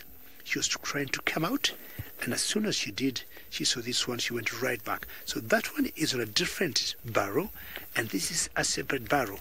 Not sure these 2 cubs have different mothers or the same mother, but I would guess she pops up the head up and down, up and down. I don't know what that means. Yes, please come out. Not sure she is asking for permission to be allowed out. Are you okay? Oops, she goes right back. So not sure this is the mother who this is, but as soon as she pops up, she goes straight down the barrow again. So she comes out. I think she needs to come out and play. Oh, no, go back. The question is, why don't you want her out? The other cub's been out for some time, well, maybe winning. Oops. Clear instruction, go right down there. I don't want you out here. Is it because of safety? Is it because you have no reason to come out? And I do not know what the two of them could be communicating to that cub. But definitely there's a bit of communication here. Not sure she's being warned, don't come out again unless I let you know. Or without my permission, maybe. I have no idea what's the message that's being passed to her. We'll be monitoring how heavy or how the rain is going on here. And this is always interesting to have hyenas come out, and especially the cubs. We now move all the way to South Africa from a spotted predator to maybe another predator with Taylor. Well, look at what... Well, I didn't find him. I can't take any credit for this whatsoever. This was Taxon who found Mr. Tingana, our resident dominant male leopard in the area. Now, I've got some interesting news to tell you, although it's going to be quite vague, which can be frustrating. Trust me, I know. So, there was a female leopard here too, and VM and I a little while ago, probably about 10 minutes ago, shortly after we left the mongoose, which we'll get back to, basically we picked up on female leopard tracks, but there were bigger female leopard tracks than we have been seeing, which is normally Tundi. We know Tundi's got relatively small feet. Anyways, they came sort of in this direction. We're not far from Vuyatela Dam. And while we were still busy trying to track this animal, Taxon had said, oh, he's seen 2 leopards, but the one ran away. Now, there is a skittish female leopard that lives in Buffels Hook. So, I mean, we're kind of suspecting that it is her. So she's off down the way. We're not going to go looking for her just yet. I think we're just going to hang around a little bit. Maybe she relaxes. Perhaps these two have been mating. It would make sense as to why they're together. So there's exciting stuff.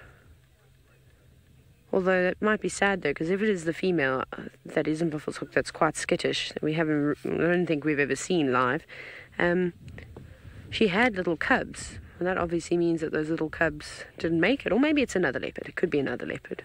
Let's wait, I suppose, until we try and get a glimpse of her, and that we will most certainly do. She might end up being one of those cats that relaxes at night, kind of like how, what's his name again? The is not Shivambalan. Why am I saying Shivambalan? I'm making that up. Gajima. I couldn't remember Gajima's name. Sorry, everybody. Gajima, the lion leopard. He's got such big feet. So, you know, he's very relaxed at night, but during the day you get a sighting of him that only lasts about 2 seconds. So I think what we'll do is we'll probably move into a better position in a moment. I don't know if Taxon is going to try and relocate on that female, but I don't think we should send too many vehicles all in at once trying to find her. So Tax can maybe go and have a little look around. Or if he leaves the sighting, then perhaps we'll quickly do a little drive and then we'll come back to Tingana just to have a look around here. But I am going to move forward because there's another vehicle coming now. So I'm just going to try to sneak past him.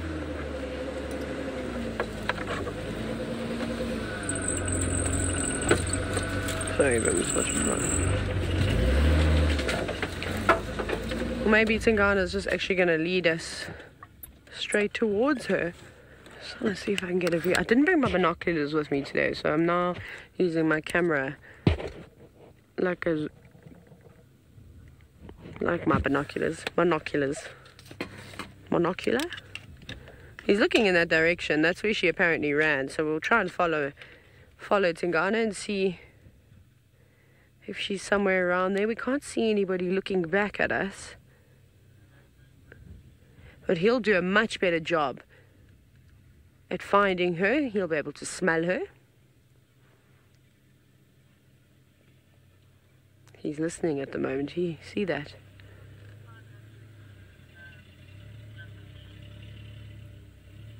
Trying to listen very carefully.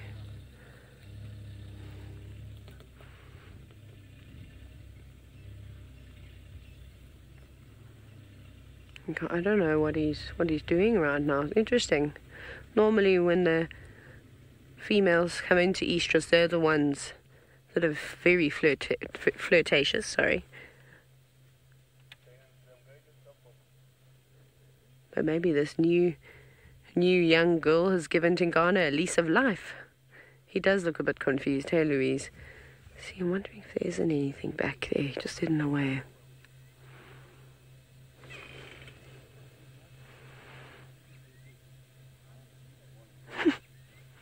I don't think...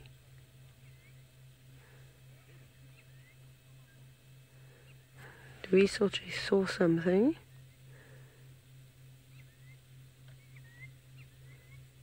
Also listening out for any birds, because this area is really good for lots of small birds like cisticulars and scrub robins and things like that that might alarm at the leopards.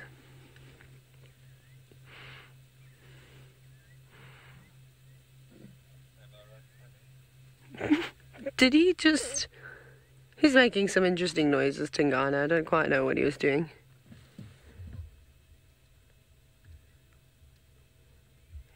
This will be interesting. We'll try to give him a little bit of room.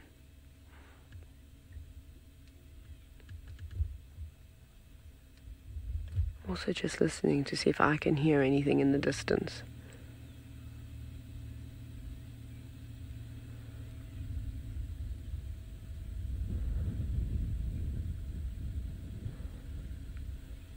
He's still just looking around. Now walking to a termite mound, you can see that the dwarf mongoose have been living there. With all that dung, he's just walking over it now. Not that I think he'd be interested in a dwarf mongoose this evening. It seems as like he's got other things on his mind. He doesn't look too thin either, so maybe he's eaten recently, something just small, or...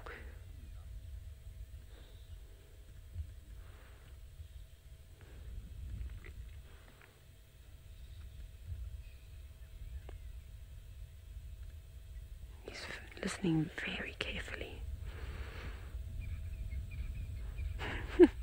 He looks kind of disappointed that his date is just up and run away. Oh, he's calling. He's contact calling.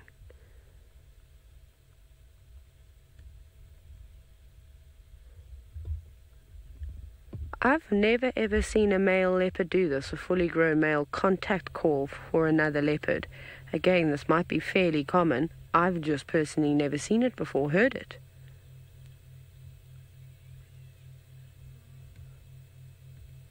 That is bizarre. I wonder if Sydney or David have ever heard it before, seen anything like this. Again, I can't give you more information because I don't know who the other leopard is, or if it is even another female leopard. I mean, I'm pretty sure that it is. We've seen him interact with Hosanna many times, and firstly, Hosanna doesn't run away from cars, neither does Tamba, another young male leopard. But also he doesn't contact call for them. He won't be particularly interested.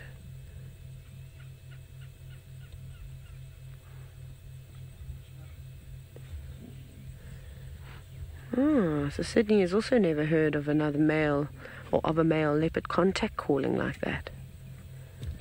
She comes. Here she comes. Look at this. Okay, now everybody, I'm going to need your help. Take as many screenshots as you can, because I don't know this leopard. Let's just sit and listen and watch.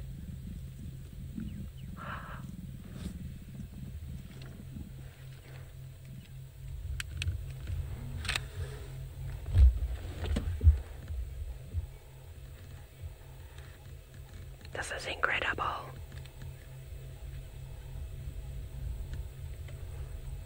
She looks very young. She looks very, very young.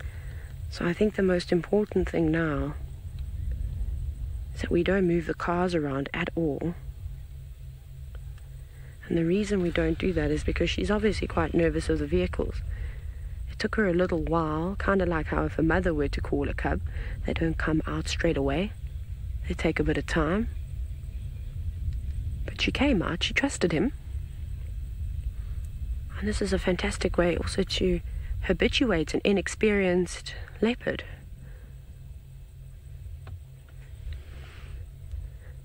that's awesome. So if we don't have the best view, she's just off to the left again.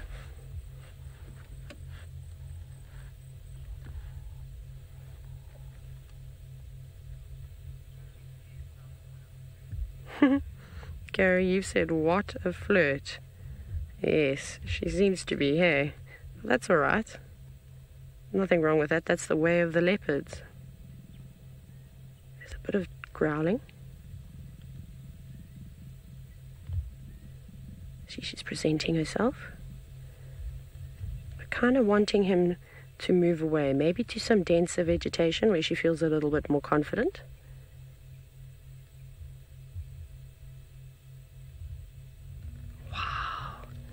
That is absolutely fascinating.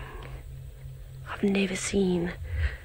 Okay, obviously I've seen this where a leopardess will try and come in. I mean, this is common. We see it with lions also, of course, do it, where they constantly present themselves to the males.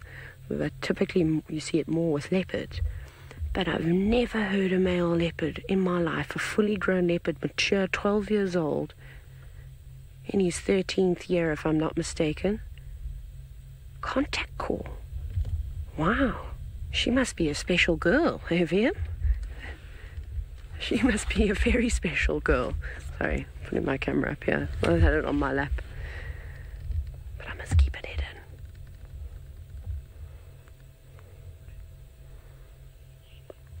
I like it though. She's playing hard to get. Although I feel like, if anything, Tingana is probably a smooth operator. He's got years and years of experience. He knows exactly how to handle these girls. See how he's just like, okay, cool, well, I'll just ignore you too. I'll just face the other way. He's properly closed himself off. Of course, you can't use these body language techniques with leopards. It just makes for a good story, but there she is. She's just behind that thicket, so I think she is trying to lure Tingana to a little bit more denser vegetation.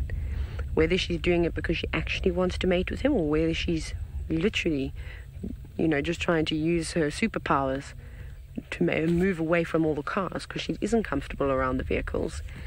So for those of you that did get screenshots, please hashtag SafariLive with them, and if any of you can figure it out, that's awesome. We would definitely appreciate your help. Young girl though, maybe only 3.5 years old, somewhere around there. Probably finds it around, it looks like a similar age that Shidulu is. I think she's about there. But this is epic. Man, wildlife is cool. And we're actually lucky we've got a really good spot here.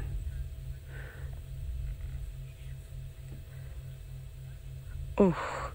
Now, a few of you are saying, what about Shongile or Not Barbara?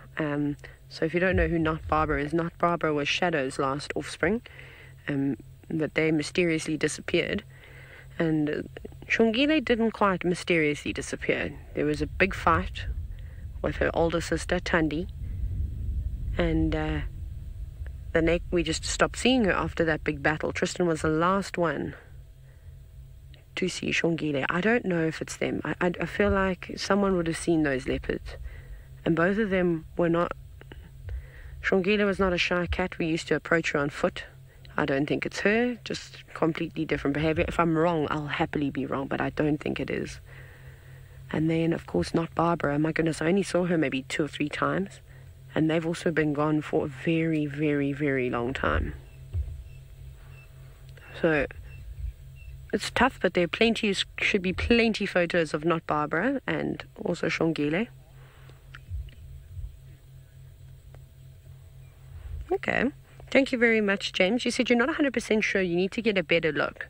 So we'll focus on her when she makes her next appearance. But you said perhaps it could be a female by the name of Ukutula. I don't know who Ukutula is. I haven't actually heard of that leopardess before. But like I said, she seems fairly young to me.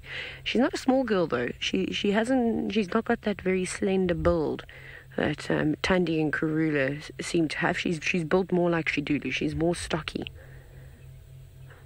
And I kind of only know female leopards to be bigger like that. I was so shocked when I saw Karula and Tandi for the first time as to how small they actually were. But it seems to have settled down for the moment.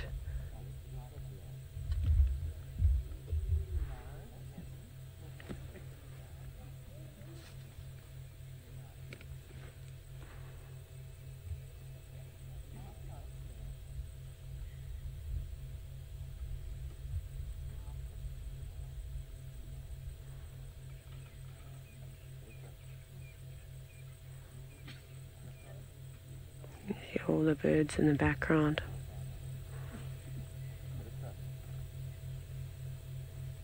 No one really alarming around here.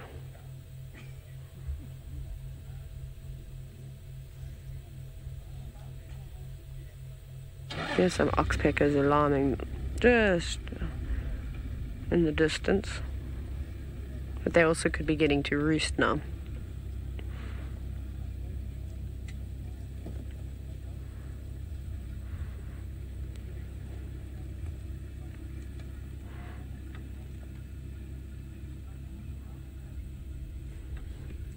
Oh, she's somewhere back there, just tucked away.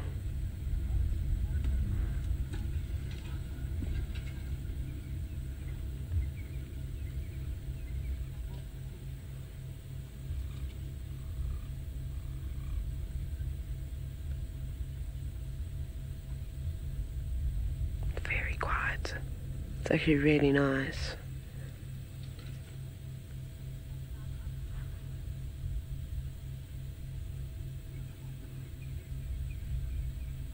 I don't know if she's sitting down or what her story is, but I'm reluctant to kind of move. I think only people maybe should be moving are the ones kind of leaving, and everybody that's got their spot. It'll be better for her if she knows where you are.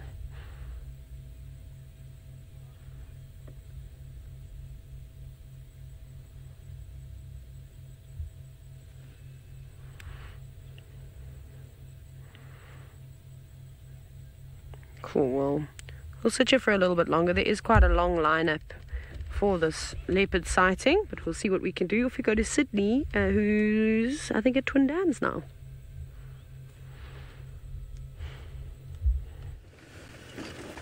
Ah. Yeah? So I am now checking the Twins Dam, much more heading towards Treehouse Dam to see if maybe we are going to be lucky with any of the spotted cats in this area. Maybe we're going to be lucky with Hosanna.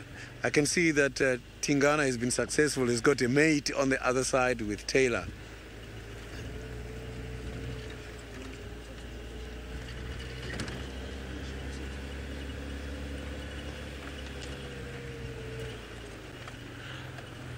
I'm just trying to see these tracks here. No, it's not for the cat. These people has been doing some maintenance here, road maintenance earlier.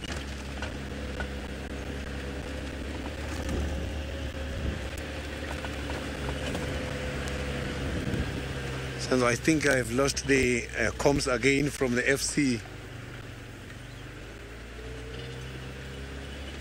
Senzo, do you have the comms there? I don't have comms at the moment here.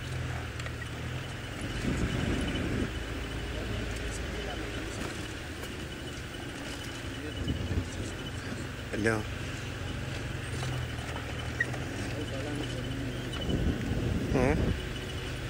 I think there's just a communication breakdown.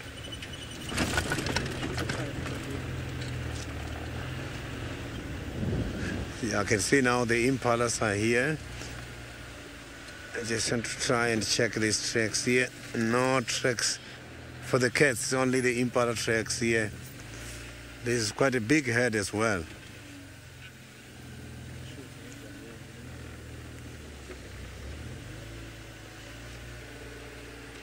So these animals are very beautiful. Look at the stripes, the 3 stripes at the back on these impalas. Look at those 3 stripes at the back of these impalas. It makes them very camouflaged and very beautiful. So that also serves as a follow me sign for when they've got some babies. You can see that one is trying to groom herself there.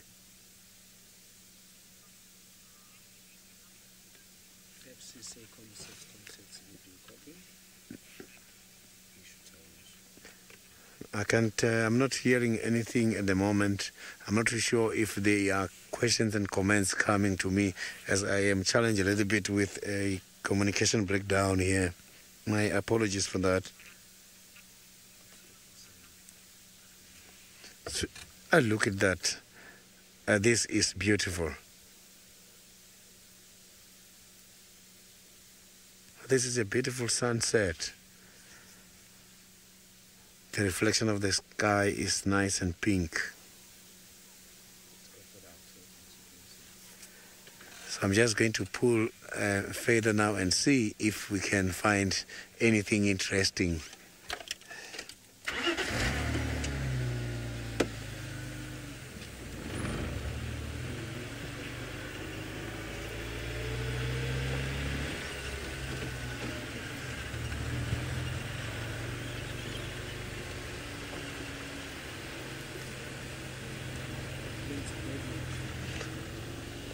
Now let's go to the Masai Mara and see what David is having at the moment. Maybe he's got something very, very interesting. Well done, Sydney, for the sunset. And now it is time for me to show the sunset to all of you nice viewers. And I request you at the end of the drive or at one point you throw us a poll on what or which sunset you think is more appealing tonight, the sunset in South Africa or the sunset in Kenya. Look at those beautiful, all the lights you can see there, all the yellows, the peaches, anything black, anything orange, and the very heavy clouds. And yes, Lou and Final Control will let us know the results of the poll.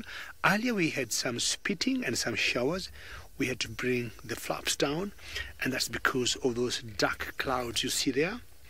And I think soon, maybe in the next few days, even or weeks, we'll be going to our short rains. The days have been very hot and very good camera work there by Manu. And the backdrop there is the Olololo escarpment. Excellent. And slowly we are going back to the Wafos just came in, and Wafos is the matriarch in this clan, and there she is on the left.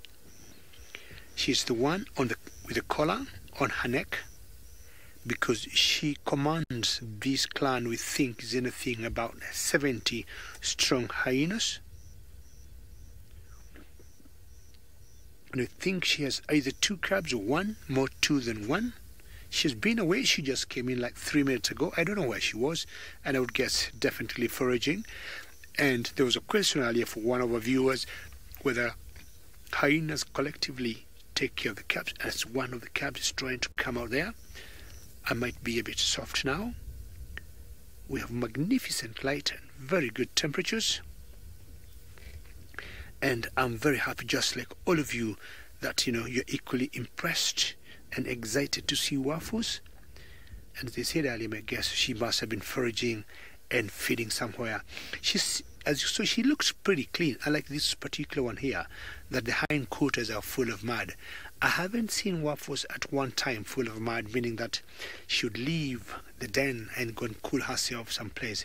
Wafos leaves here very clean, and she comes back a very clean girl. She knows her responsibility and what is on her shoulders. What are you doing? Maybe you want one of the cubs to come out there. Hello. Can we have 2 cubs? Yeah, very good.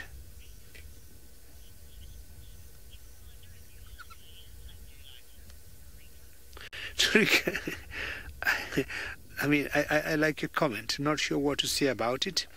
That you don't like hyenas, but you like Wafos. Excellent, because Wafos has helped educate us a lot on behavior of hyenas.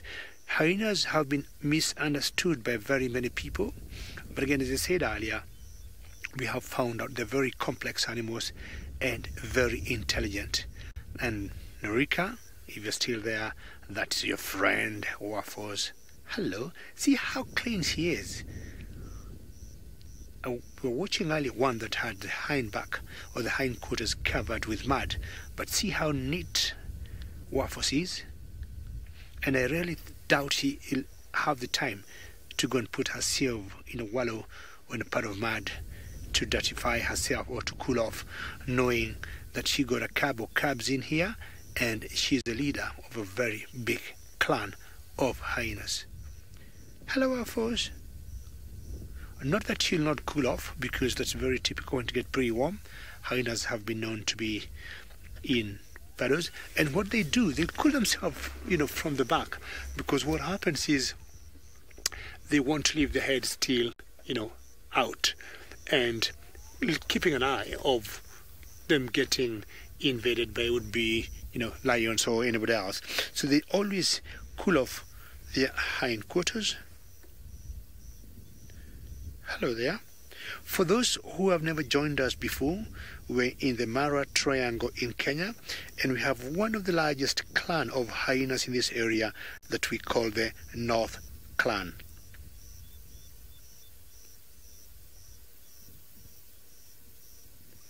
When it cools off, hyenas tend to come out, as you can see now, to socialize and groom each other.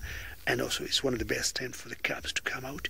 You see between those two, this small little head trying to pop up, like the jackals we were watching earlier with Sydney in South Africa. But these, of course, they're teeny cubs, and my guess is they would be about 6 weeks old, or going maybe to 7 weeks. And when hyenas born, they're always black in color, and they don't get spots until maybe they go to about 3 years or more. I mean 3 months, not 3 years. 3 years will be definitely be too big and be big females or big males. Very difficult to tell males from females when it comes to hyenas. And this particular type of hyenas are what we call the spotted hyenas. We've got 3 species of hyenas in Africa: the spotted, brown hyenas, and the striped hyenas. And these are the most common ones that we see both here in Kenya and in South Africa, in Juma Private Game Reserve. Hello, Waffles. See how clean she is. I mean, we have seen some of these hyenas here, We have her granddaughter cooked soup, and they don't look very neat.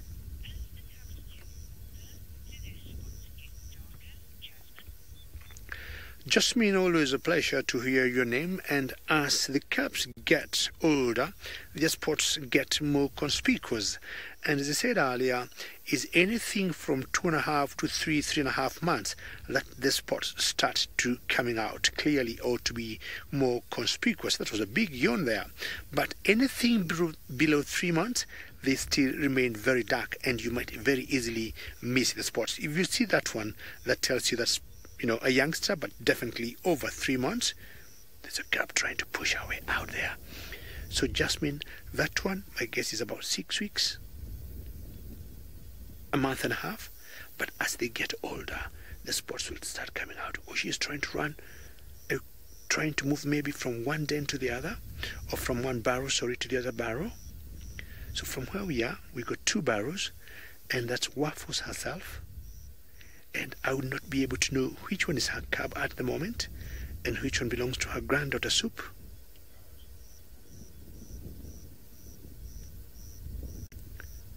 So there's a bit of, I would say, communication going on there. They got their heads up, their heads down, and you can see the wind is picking up. And she must have passed some message and maybe trying to put some discipline. And you can see truly why she is the commander-in-chief here, as she gives directions what needs to be done by who and how. Then she turns around and she got her barrow behind her.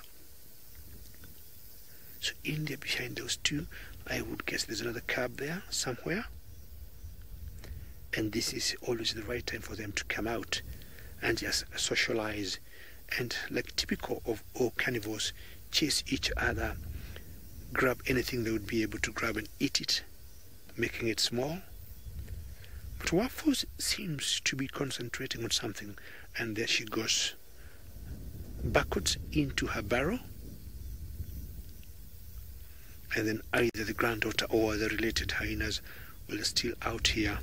And of course keeping an eye, knowing that the cubs will be wanting to come out. They would not want to take any chances. They're very social, and as I said earlier, very complex predators, intelligent animals. My only worry is when people talk of the ugly five, the hyenas are grouped in that batch of the ugly five. I'm not sure they are, but look at that one cub there coming out. All right, come out and play before it gets dark. I'm not sure of any predators that I've seen going for cubs of hyenas, but by virtue of them staying very close to the burrow, and you have these aunties out here, if anything would happen, they would send them very quickly, go back and stay in the bedroom, don't come out. They seem to be shielding them from coming out completely to play, but I'd be happy if we could see two of them, out. But one of them, of the two cubs we've been watching here the last few days, has been more playful than the other one.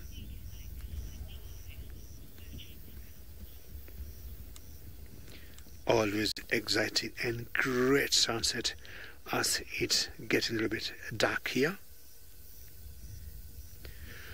Well, Sydney, I'm sure you've been very busy today, having had a good fun with jackals, and I'm sure you're looking for more exciting animals.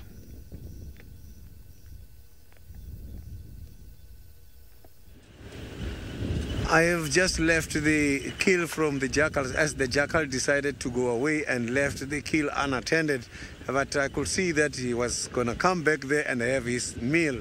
Now I am heading up towards the Treehouse Dam area. First, I'm going to visit the new discovery, the new hyena den. That is where I'm going now. And after the new den, I'll be looking for any other spotted cat in the area, because it is in this area where we have left Hosanna this morning. I have got something very, very interesting for you. This is very good news. We've got the elephants here before the good news. Senzo just pointed them. So it's quite a small head. I can see that here we do have some elephants on our way to the hyena den.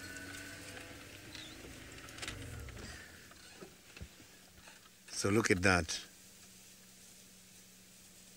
This is beautiful. You can see these elephants are so very much relaxed. Let's see what they are thinking about to do at the moment.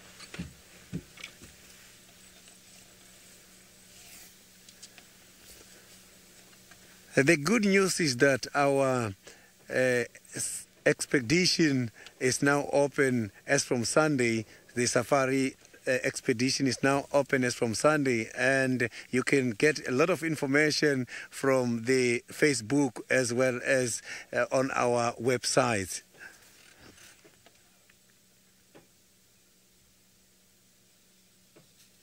You can see these elephants are just very much close right here.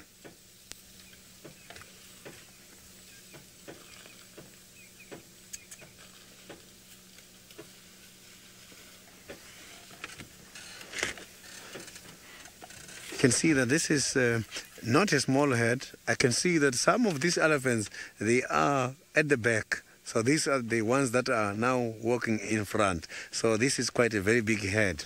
There is some at the back.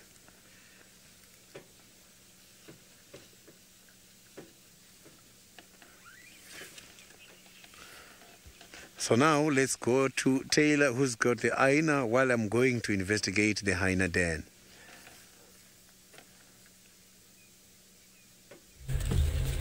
Well, I've never seen so many hyenas in so many consecutive days here at Juba, but I suppose there's been, much reason for them to be around, especially with Hosanna hanging around camp.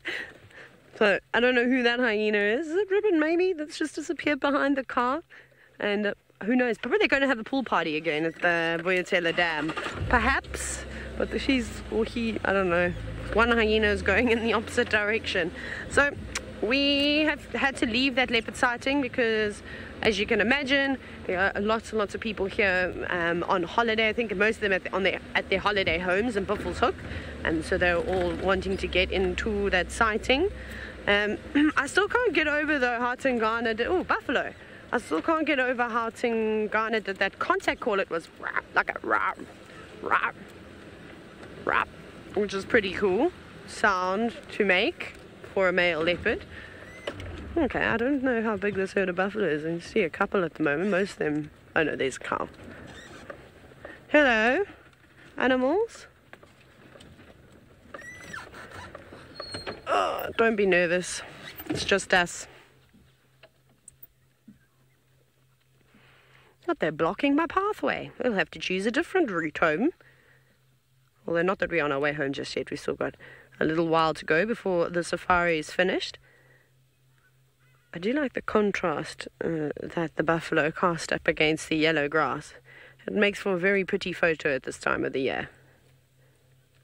Now they're all just watching me. What was that game called where everyone used to link arms? Red Rover, Red Rover. Was that what the game was called? And you used to have to run at one another? Would any of you be brave enough to try to run through this herd of buffalo? Probably not.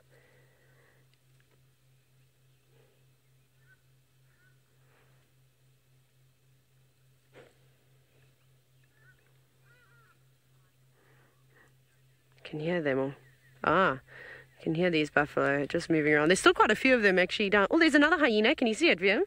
Just off to the left in the drainage line. So apparently that hyena we first saw was June. There we go. You've got it behind the green parts of the trees. There's another hyena. Perhaps they're going to harass the honeymoon couple. And keep an eye out the dam cam. They all seem to be heading in that direction. I'm going to reverse onto the road because I think we might see it again. Okay, just quickly concentrate. Oh, there's another one behind us. And you won't believe it. Last night, the Harry Potter that I watched. No, was that the last one? I was watching the one about werewolves, which is at the Goblet of Fire. Or was that the one before? Prisoner of Azkaban. See, there's one more, and then here comes the one from the road. Hello! Nose to the floor. What can you smell? I feel like that's a hyena jingle. Just prancing past us, and off it goes. So that's just the back of the vehicle. All the aerials and things. Yep, no, you're on the wrong pathway. Yes. Follow that pathway and then you shall find the other hyena. That one doesn't look as old as the other. This one looks like a youngster, only a couple of years old. Bye! See you next time. It is really nice to see so many of the hyenas though. Don't you think, Liam? Especially when they come around camp. I love it when all the animals come and visit us around camp.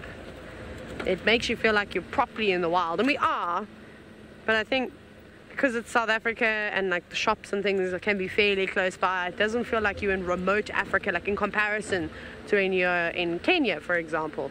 There's just nothing around, small villages here and there. So that's properly remote.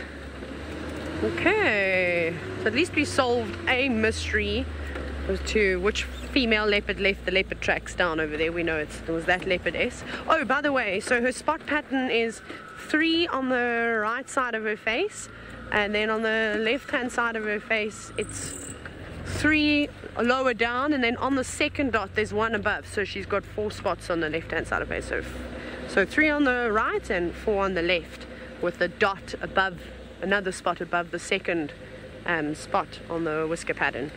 So that's quite nice. I'm back, buffalo. If you thought that you were going to get rid of me very quickly, you were wrong. I wonder if it is the same group that we have been seeing. Might be. The others could all just be in the thicket. Maybe this is just the front of the herd.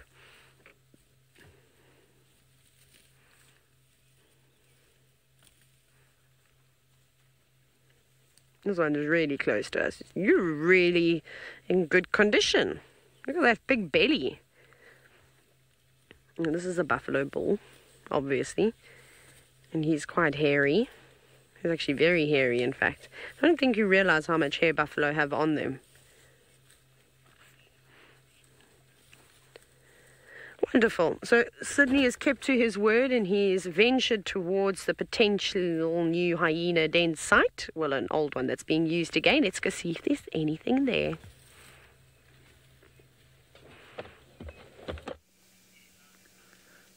I am right now by the new hyena den, and I was very much amazed when I got here now that I found some of the calves drinking. The calves were suckling the milk just now, but I can see now that the mother has changed the position and they went back to the den. Maybe while waiting here, the little ones are going to come out again. They are looking very cute and small.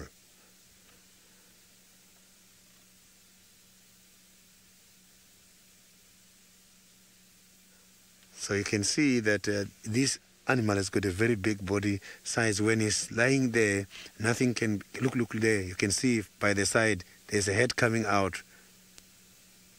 I just saw the head coming out from the right. Maybe the little ones are going to come out again. So their color is still very much dark.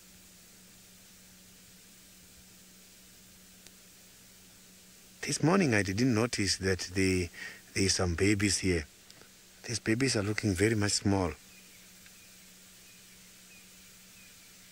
Let's hope the babies are going to come back again.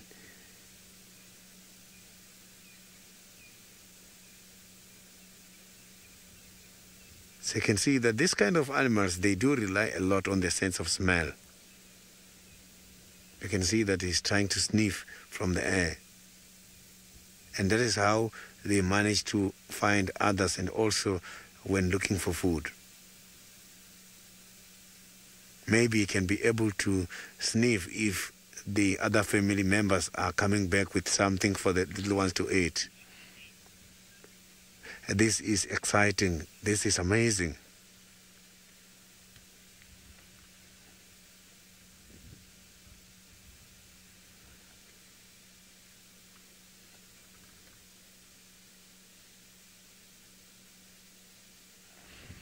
And please don't forget that the bookings are now open for as from Sunday for the World Earth Expedition. And for more information on this, you can go and check our Facebook and also on our website.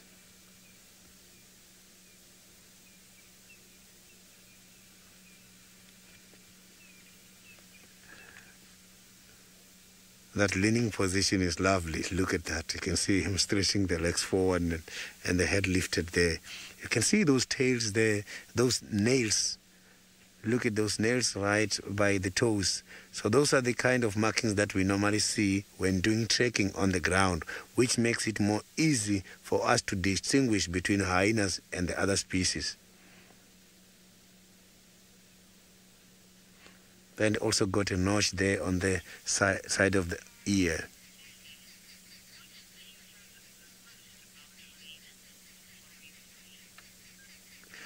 Safari Sally, the hyenas, I like them the most because these are the animals responsible in order to prevent diseases. Without having hyenas as part of the scavengers, we were going to have a lot of problems with the spread of too many diseases. These animals, they also feed on carrion, and feeding on carrion help us against the diseases. So when they are feeding on dead animals and the carrions, it helps us because they are cleaning the environment.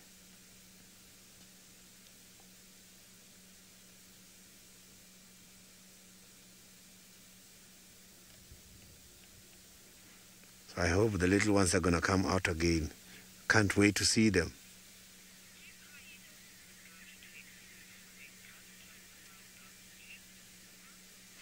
The hyenas, they also regurgitate the food to their little ones. So that is kind of a behavior which is done by a lot of cats and dogs. And hyenas, they do that as well.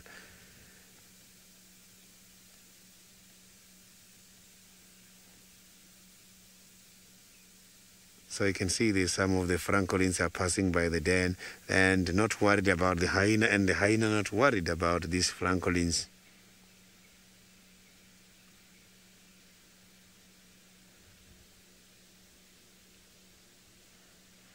So maybe the little ones are going to come back again there.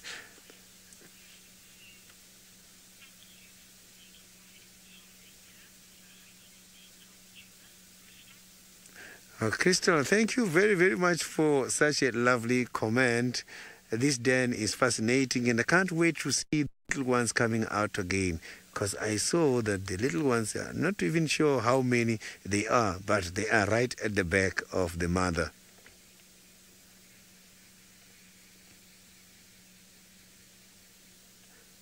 So what I'm going to do now is I'm going to be very quiet here and see if maybe they're going to come out. I am not very close.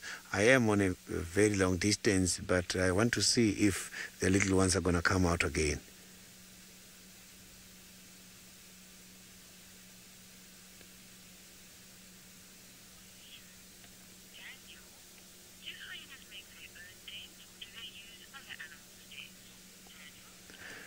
Daniel, quite a lot of animals here in the wild, they use the dens that has been created by the artwork. And the artwork, when he's digging these kind of holes, his intention is not making the big house. He's digging these kind of holes with an idea of looking for food, as the artwork feed on ants and termites. And termites are the builders of these termite mounds. So he digs down there at a hole which is approximately 6 meters, looking for the diet. And after that, the different animals such as jackals, pythons, as well as these hyenas, they come and use it as a timeshare. So next year you'll find another animal there, and after a couple of months, another species.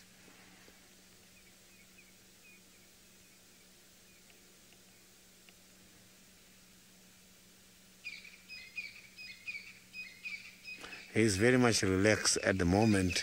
I can see that he's not worried by anything. But now, let's see the hyenas. David, he does have some hyenas in the Mara. Maybe the other clan members are on their way back with something I can see. Very, very good news from Juma with Sydney that we officially now have a hyena's den in Juma. Fantastic. Very well done, Sydney. Well, we have been having this den for a couple of months running. We have been following the North Clan for a long time, and my guess that could be Teddy Bear.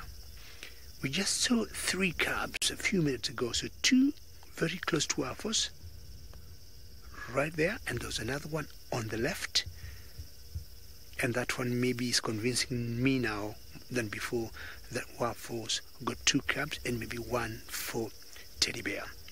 Just to let you all know, as Sydney told you, we got some wonderful news, and coming this Sunday the 23rd of September, we shall be opening bookings for World Earth Expedition. So please look on Facebook and on our site for more information and book yourself slots. And most likely I think that will be operational from next year, 2019. So again, look on our site and on Facebook for World Earth Expedition to get more information. The bookings open this coming Sunday on the 23rd. You get more information there. Don't forget to book your space. It will be exciting and wonderful to come and see exactly what we do. Should be time for the cubs still to be out, because still cool, it's a bit dark, and it's very quiet where we are at the moment. And you can see our great technology of using infrared without invading the space of these hyenas. And I'm trying to compare. Alright, let's find out what Sydney's cubs are doing, because mine are a bit inactive.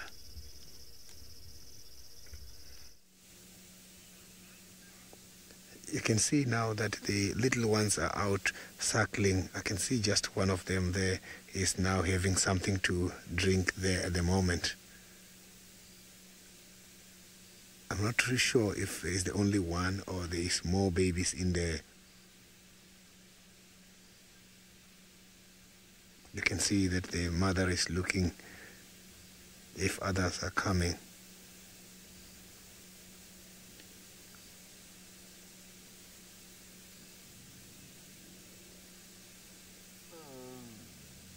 I can hear that the mother is trying to talk to the little ones suckling.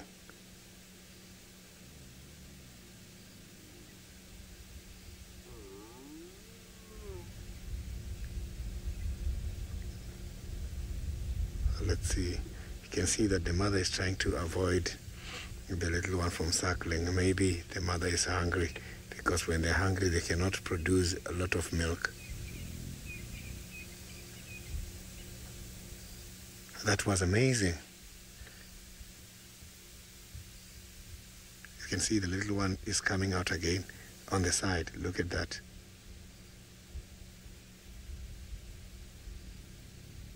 You can see that the mother is licking the little one. This is beautiful. Look at that. This is amazing.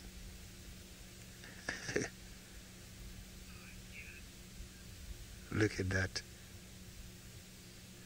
So when the mother is licking the little one, it helps with the blood circulation and also does activate the sexual organs and brings this little one's vitamin D. That was amazing. The little one is again coming back, but it's the only one I'm seeing. Look at that.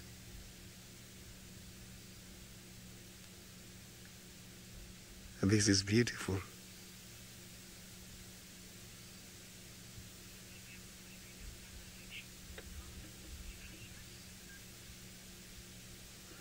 Prepare broadcast manje zihlalile la for how long?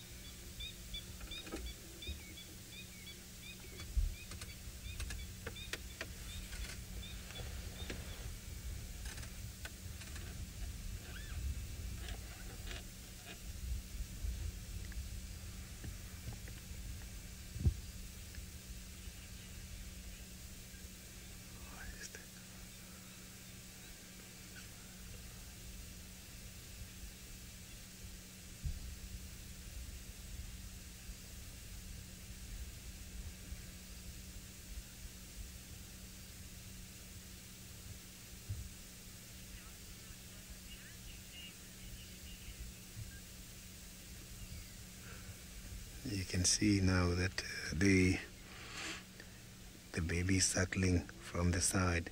Oh, some other hyenas are calling. Maybe they are on their way back.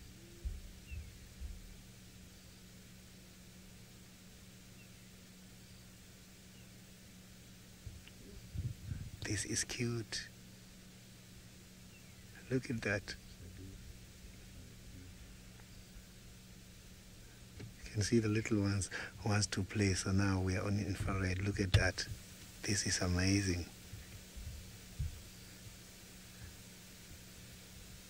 Look at this little one trying to bite the mother's ear.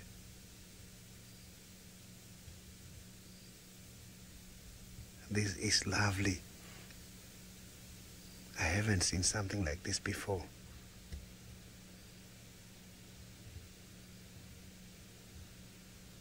Look at that. And the mother is not worried about anything. So the little hyenas, they are so very lucky, because when they're born, already they've got tooth and they can see and they can fight for dominance immediately.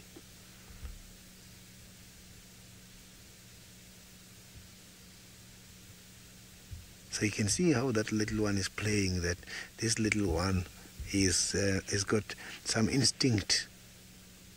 That is an instinctive behavior, because they're born with the knowledge of fighting for dominance.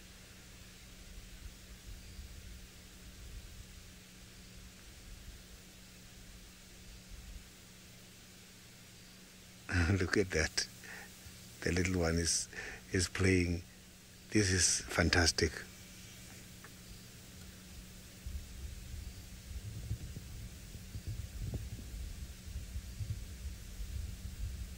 But this is surprising, because there's only one baby there.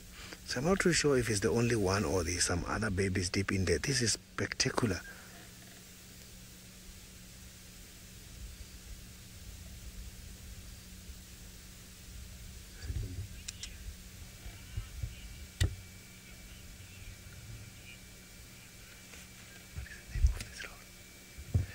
This new den is not very far away from the Philemon's Deep.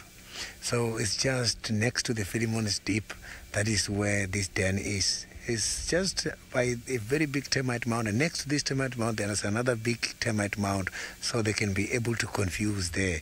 If you don't know where exactly it is, you're not going to find it. And the entrance is facing the eastern side. I am sure this hyena did a lot of assessments in order to check the sunrise as well, because where the door is good for the sunrise. So the little ones can be able to enjoy the sun from there.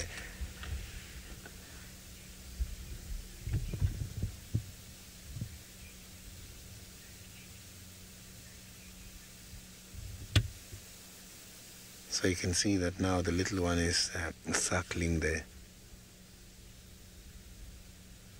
So I was here this morning and I didn't see any sign of the little ones here.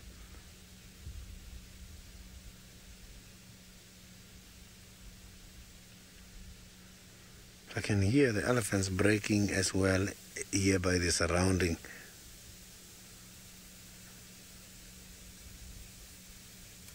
This is cute. This is very much special.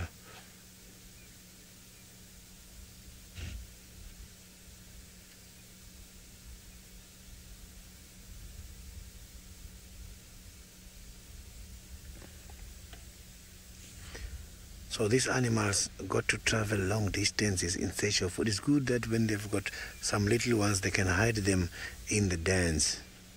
And when they go out, because they hunt but also depend on scavenging, they can travel long distances because they are always not too sure if they'll come back with something. So, but now let's go back to Taylor, who is driving. I'm not too sure if Tingana is already winning with a new mate.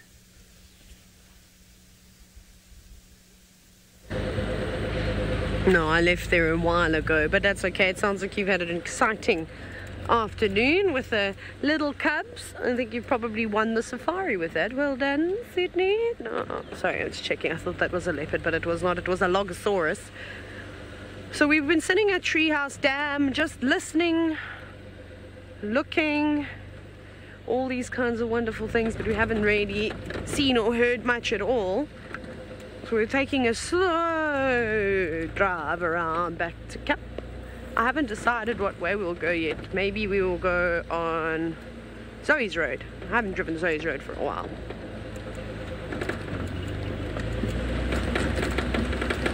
Philip, I'm not sure. I haven't heard anything back from Final Control. Earlier, everyone had basically come to agreement. We didn't know who it was. There was some thought that it could be a leopard by the name of Ukutula. This was from James, but I don't know who Ukutula is. What are those? Are those Dacre? I think they are. On that termite mound there are some eyes. Here we go. Huh. That looks like mom and... Look how tiny it is. It's mom and a baby Dacre. Look how small the one on the right is. It's tiny, tiny, tiny. Just hidden away on the top of the termite mound. That's awesome to see. It's just put its head down now. Probably quite tired and wanting a bit of a rest, but that's a great little hiding spot up there. The only thing that gave them away is really the tapetum flash, the reflection on their eyes. You can see little one just popping its head up every now and then. Very sweet. We must keep an eye out when we come through here, and maybe we'll actually get a glimpse during the day of that youngster. Okay. Next, I would like to see a honey badger. Do you know where James has been seeing those honey badgers all the time, Ben? Philemon's Dip. Let's go there. That sounds like a lovely, like a dip that you'd get like at a chip and dip, don't you think? Oh, I'll have the Philemon's Dip, please. Thanks. I don't know what flavor it would be. Or chicken nuggets, you know, gotta have the jalapeno dipping sauce. Gotta have it. That's the only, I don't know if I ate the insect or not. Sorry, it was very unladylike. I just spat whatever I'd half eaten. It wasn't great. Maybe it would have tasted better with Philemon's dip. Or maybe it's... No, it's a dip. It's obviously a sauce. Could be a Philemon's spice rub. I don't know. Anyways, so sorry about that being very unladylike, but I did not want to keep that in my mouth to find out what it was. Ew. Out with the insects. Okay, now, what did I say? Oh yes, no, we're right. We're going to go up Shibamu, and then we're going to take Zoe's road. We'll go back along Philemon's cut line.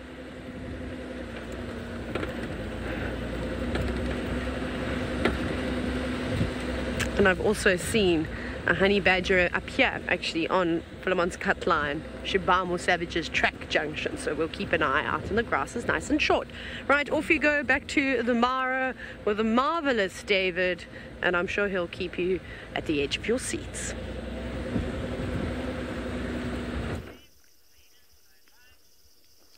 This is very exciting, and I think maybe what we shall do from tomorrow, having confirmed, picked up or confirmed sighting or knowing a den for hyenas, we'll be comparing notes. Us here in the Mara Triangle in Kenya, and Taylor, Sydney, James, Steve, and all the other guys in South Africa. And we can also look at the behavior. As much as this species of hyenas here, the spotted hyena, is the same as the one in South Africa in Juma, but what would happen is they may be living under different conditions. There's plenty of food here, and they have wide choices.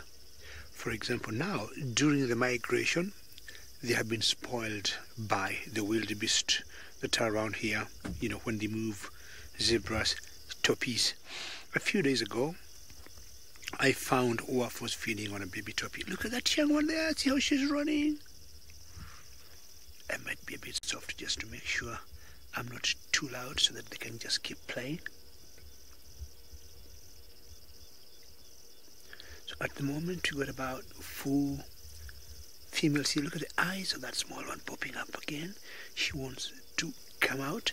Nobody of the adults is interested in playing them. I'm sure they've been out tired the whole day, but if these cubs have been inside the barrow for the better part of the day, it's time for them to come and flex their muscles. But none, if that's the mother there, is interested into engaging them into any playful game. We have counted 4 cubs here in total, so my guess is 2 definitely belong to Afos, and trying to imagine, still debating, not very sure, maybe the other 2 belong to Teddy Bear. I'll be consulting Jamie Patterson very soon. She has been following this clan for a very long time. She knows it very well, and she might tell me whether I'm correct to say the other 2 cubs belong to Teddy Bear or not. So I guess that's Wafos there. Yes, that's Wafos there. And she got 2 cubs. I can't see very well, but I'm thinking the 2 cubs are nothing. Is that true, Wafos? And you can tell that's her because she got the collar on her neck, being the matriarch of this clan. It's one of her cubs. Maybe she's had enough to suckle. Again, remember to keep asking us questions or any comments you may have. Tweet us on #SafariLive. We'll be happy to answer your questions, or we can all share the wonderful comments you have.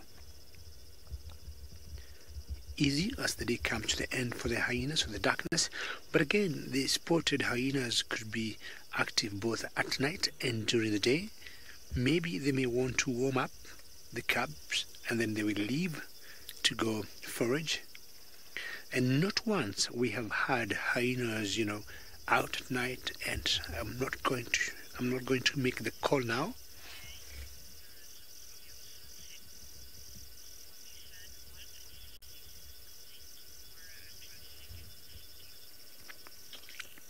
And I'm just getting my results from doing the final control. Earlier we had a poll about the sunset both in Savisan and in Mar, and again for the second time running Savisan won 54% or 56% rather, and we came 44%, much better than last time, because last time they had 68% when we had 32. I think we're coming up. So Manu, we need to do something better. What do you think we need to do, Manu, to beat them? I'm not sure. Okay, maybe timing or the location. We're going to make a plan tonight and know what you're going to do to make sure we come out top. Or maybe sunrise tomorrow morning. I'm sure sunrise, they're not going to beat us being out in the Mara, and especially on the savannah. Hello there. How are you doing, Wafos? So yeah, not once we have seen hyenas coming out, and during the migration, and I said earlier, I am not going to make the call the hyenas make at night, and ooh, ooh, something like that, and it becomes more active at night. And I'm not surprised if they may leave the cubs here and go out and hunt for themselves. But also once in a while, we have found the lions around this area hunting, and as soon as the hyenas pick it up, they call each other, they're able to locate the kill, and they intimidate the lions to go, and especially now during the migration. There's one pride of lions that we call the owinos. They're always going as 5, and they're not, in general, they're not very far from the North Clan territory, and anytime they would make a kill, they'll always have to eat very quickly before the hyenas come close. Look at the two cubs, they are coming out, and Wafos following them very closely. Was that Wafos? Not very sure, but they went right straight in the barrel. Yes, it was Wafos. If you look at the collar on her neck, yes, it was Wafos. She just pushed them right in there, and how awesome is that?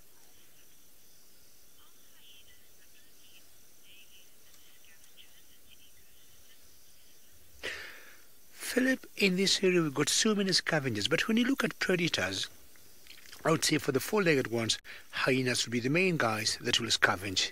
But when it comes to total scavenging, in a bigger picture, we got marabou storks. Marabou storks are huge birds, and they scavenge.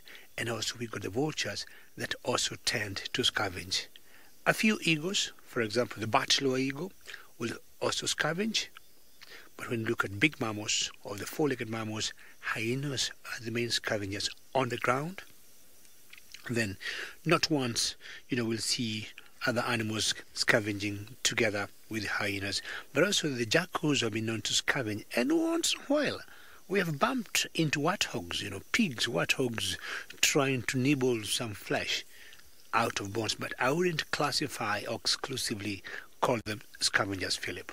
So the main guys here that scavenge are the hyenas. Facing the other way, and maybe it could be getting chilly for the cubs, and they want to stay put in there. So what are you thinking? What plans do you have tonight? From here, not sure it's part of this clan. We have had some hyena calls from a distance. Ooh. Ooh. Yeah, I can hear it from a distance. Ooh. Not sure anybody can hear it, but... And if it could be part of the North Clan, because it's a huge territory they got, and they could be having barrows elsewhere. Yeah, it's a bit faint, but this is the main den where Wafos is, and maybe those ones, they have spotted something and they're just passing the message. You need to come and join us. And it happens more often than not. It's the males that will go out scouting and maybe get instructions from the females. And we know in the hyena kingdom, very good. Maybe let me keep quiet, see if they can hear more of them from a distance.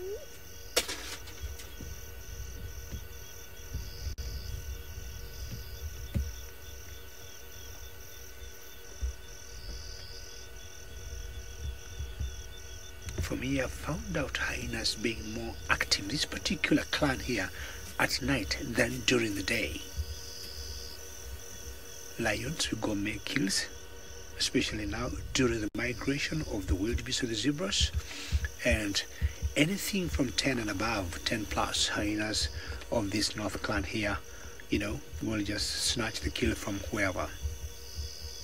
Animals of the lions around this area, you can see the genitalia of that one hanging out there like a penis, but that one doesn't tell you that it's a male.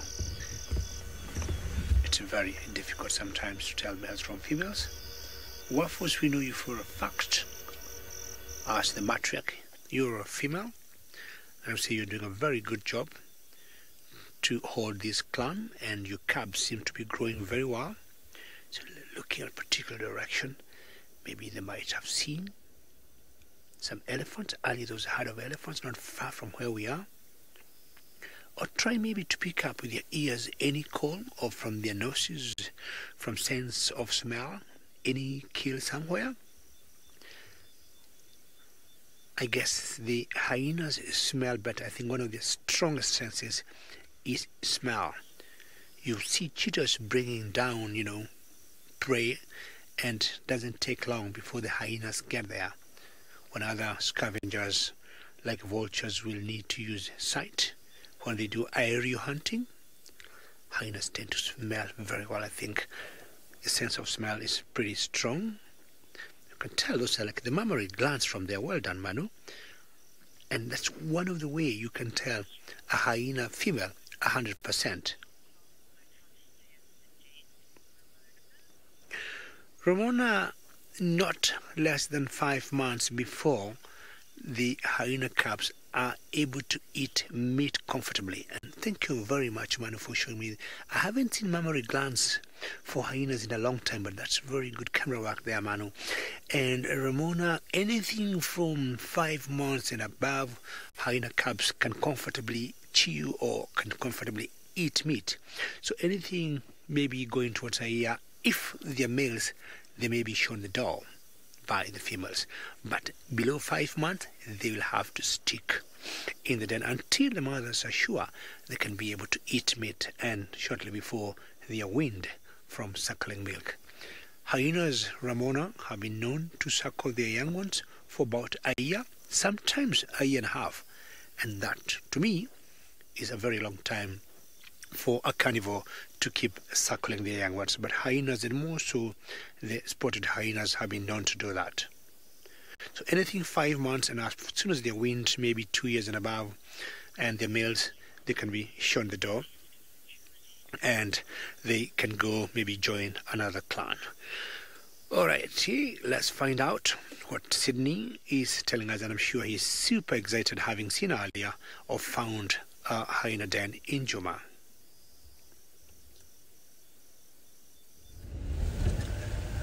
It has been a very interesting sighting. The hyena sighting was spectacular, and now I am heading much more towards the Viotella pen to go and try and see if maybe I can find something. I decided to leave the hyena den because of the sensitivity as the little one was playing, as I didn't want to disturb by spending much time there.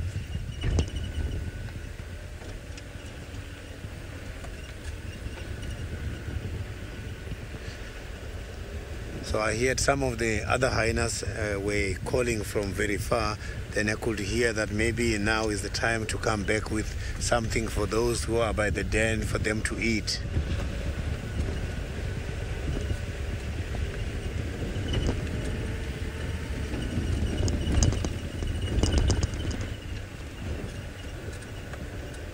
No eyes of the bush babies by these trees tonight.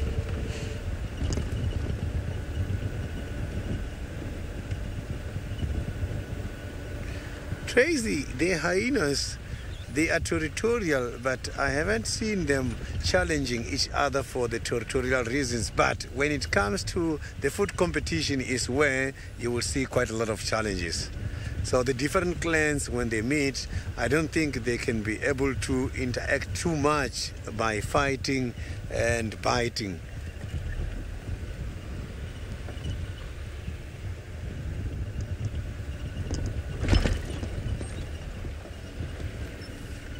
But this kind of species, such as the hyenas and the cats, a lot when they've got something to eat is when some of them they get affected by injuries, because their fights can be very much vicious.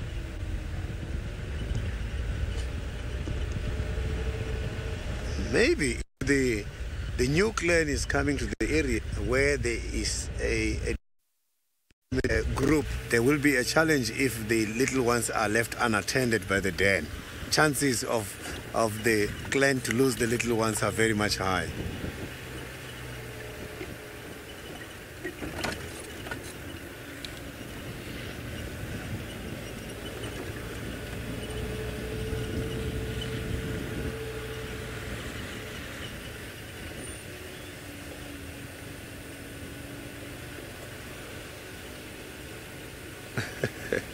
That is quite a good comment, Arona.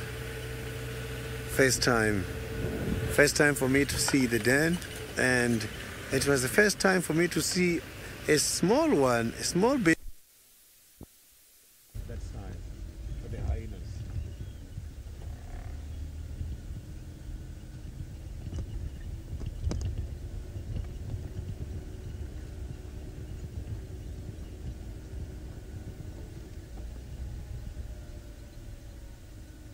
I'm trying to see if we can find some, of the... Now let's go back to Taylor. Maybe she's got something interesting.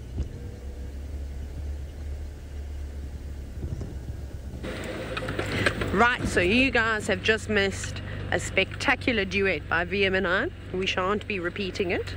It was really lovely though. It was a song about where did all the animals go, and then it featured by VM with very deep sort of opera style singing is what we were doing. Oh my goodness, almost at that tree. See, that's what happens when I try to look at the camera.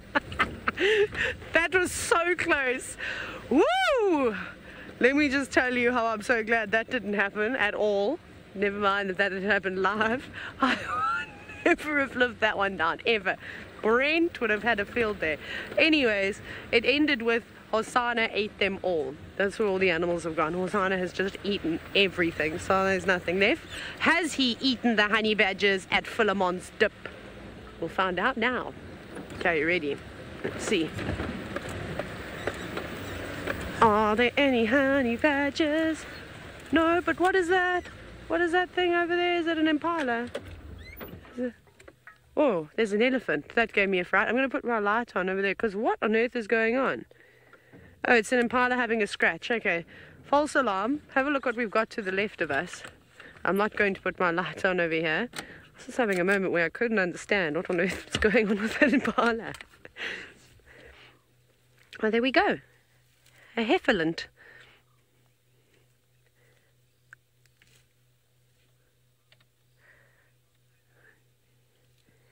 Just one though. I can't hear any more moving.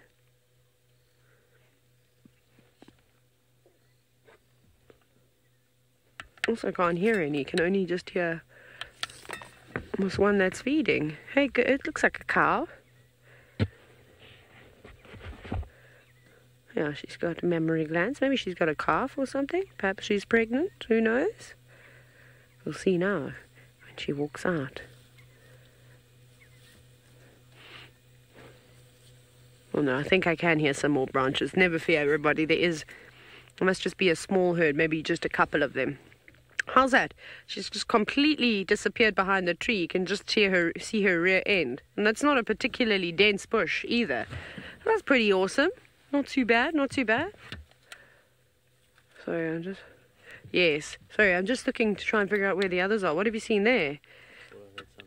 VM thought he heard something. Yes, and Hosanna cannot eat the elephants, well, not while they're alive anyways. Still just hiding behind that bush. This is spectacular. She knows. She's found something delicious. There you go. Maybe she's found some green grass hiding underneath that tree. You can see she is eating grass. Hear how she was shaking it, trying to get rid of all that excess soil. Here's another cow. That's good. And I see a little trunk at the back. Must be a baby. Well, what a fantastic safari it has been. We've seen a variety of different things today. I'm pretty sure you'll all agree. We got our cat fix, which was awesome. Nice to see a leopard that we've only ever heard about but never had the chance to see. We'll have to do some more digging, but perhaps she's made her debut. So that'll be a hot topic over the next couple of days, I'm sure, and I look forward to chatting to you all about it. But thank you again for joining us on another wonderful sunset safari, and thanks for the schools for joining, of course. But of course, this all happens again tomorrow morning, bright and early. Keep an eye on the damn cam from all of us. Good night.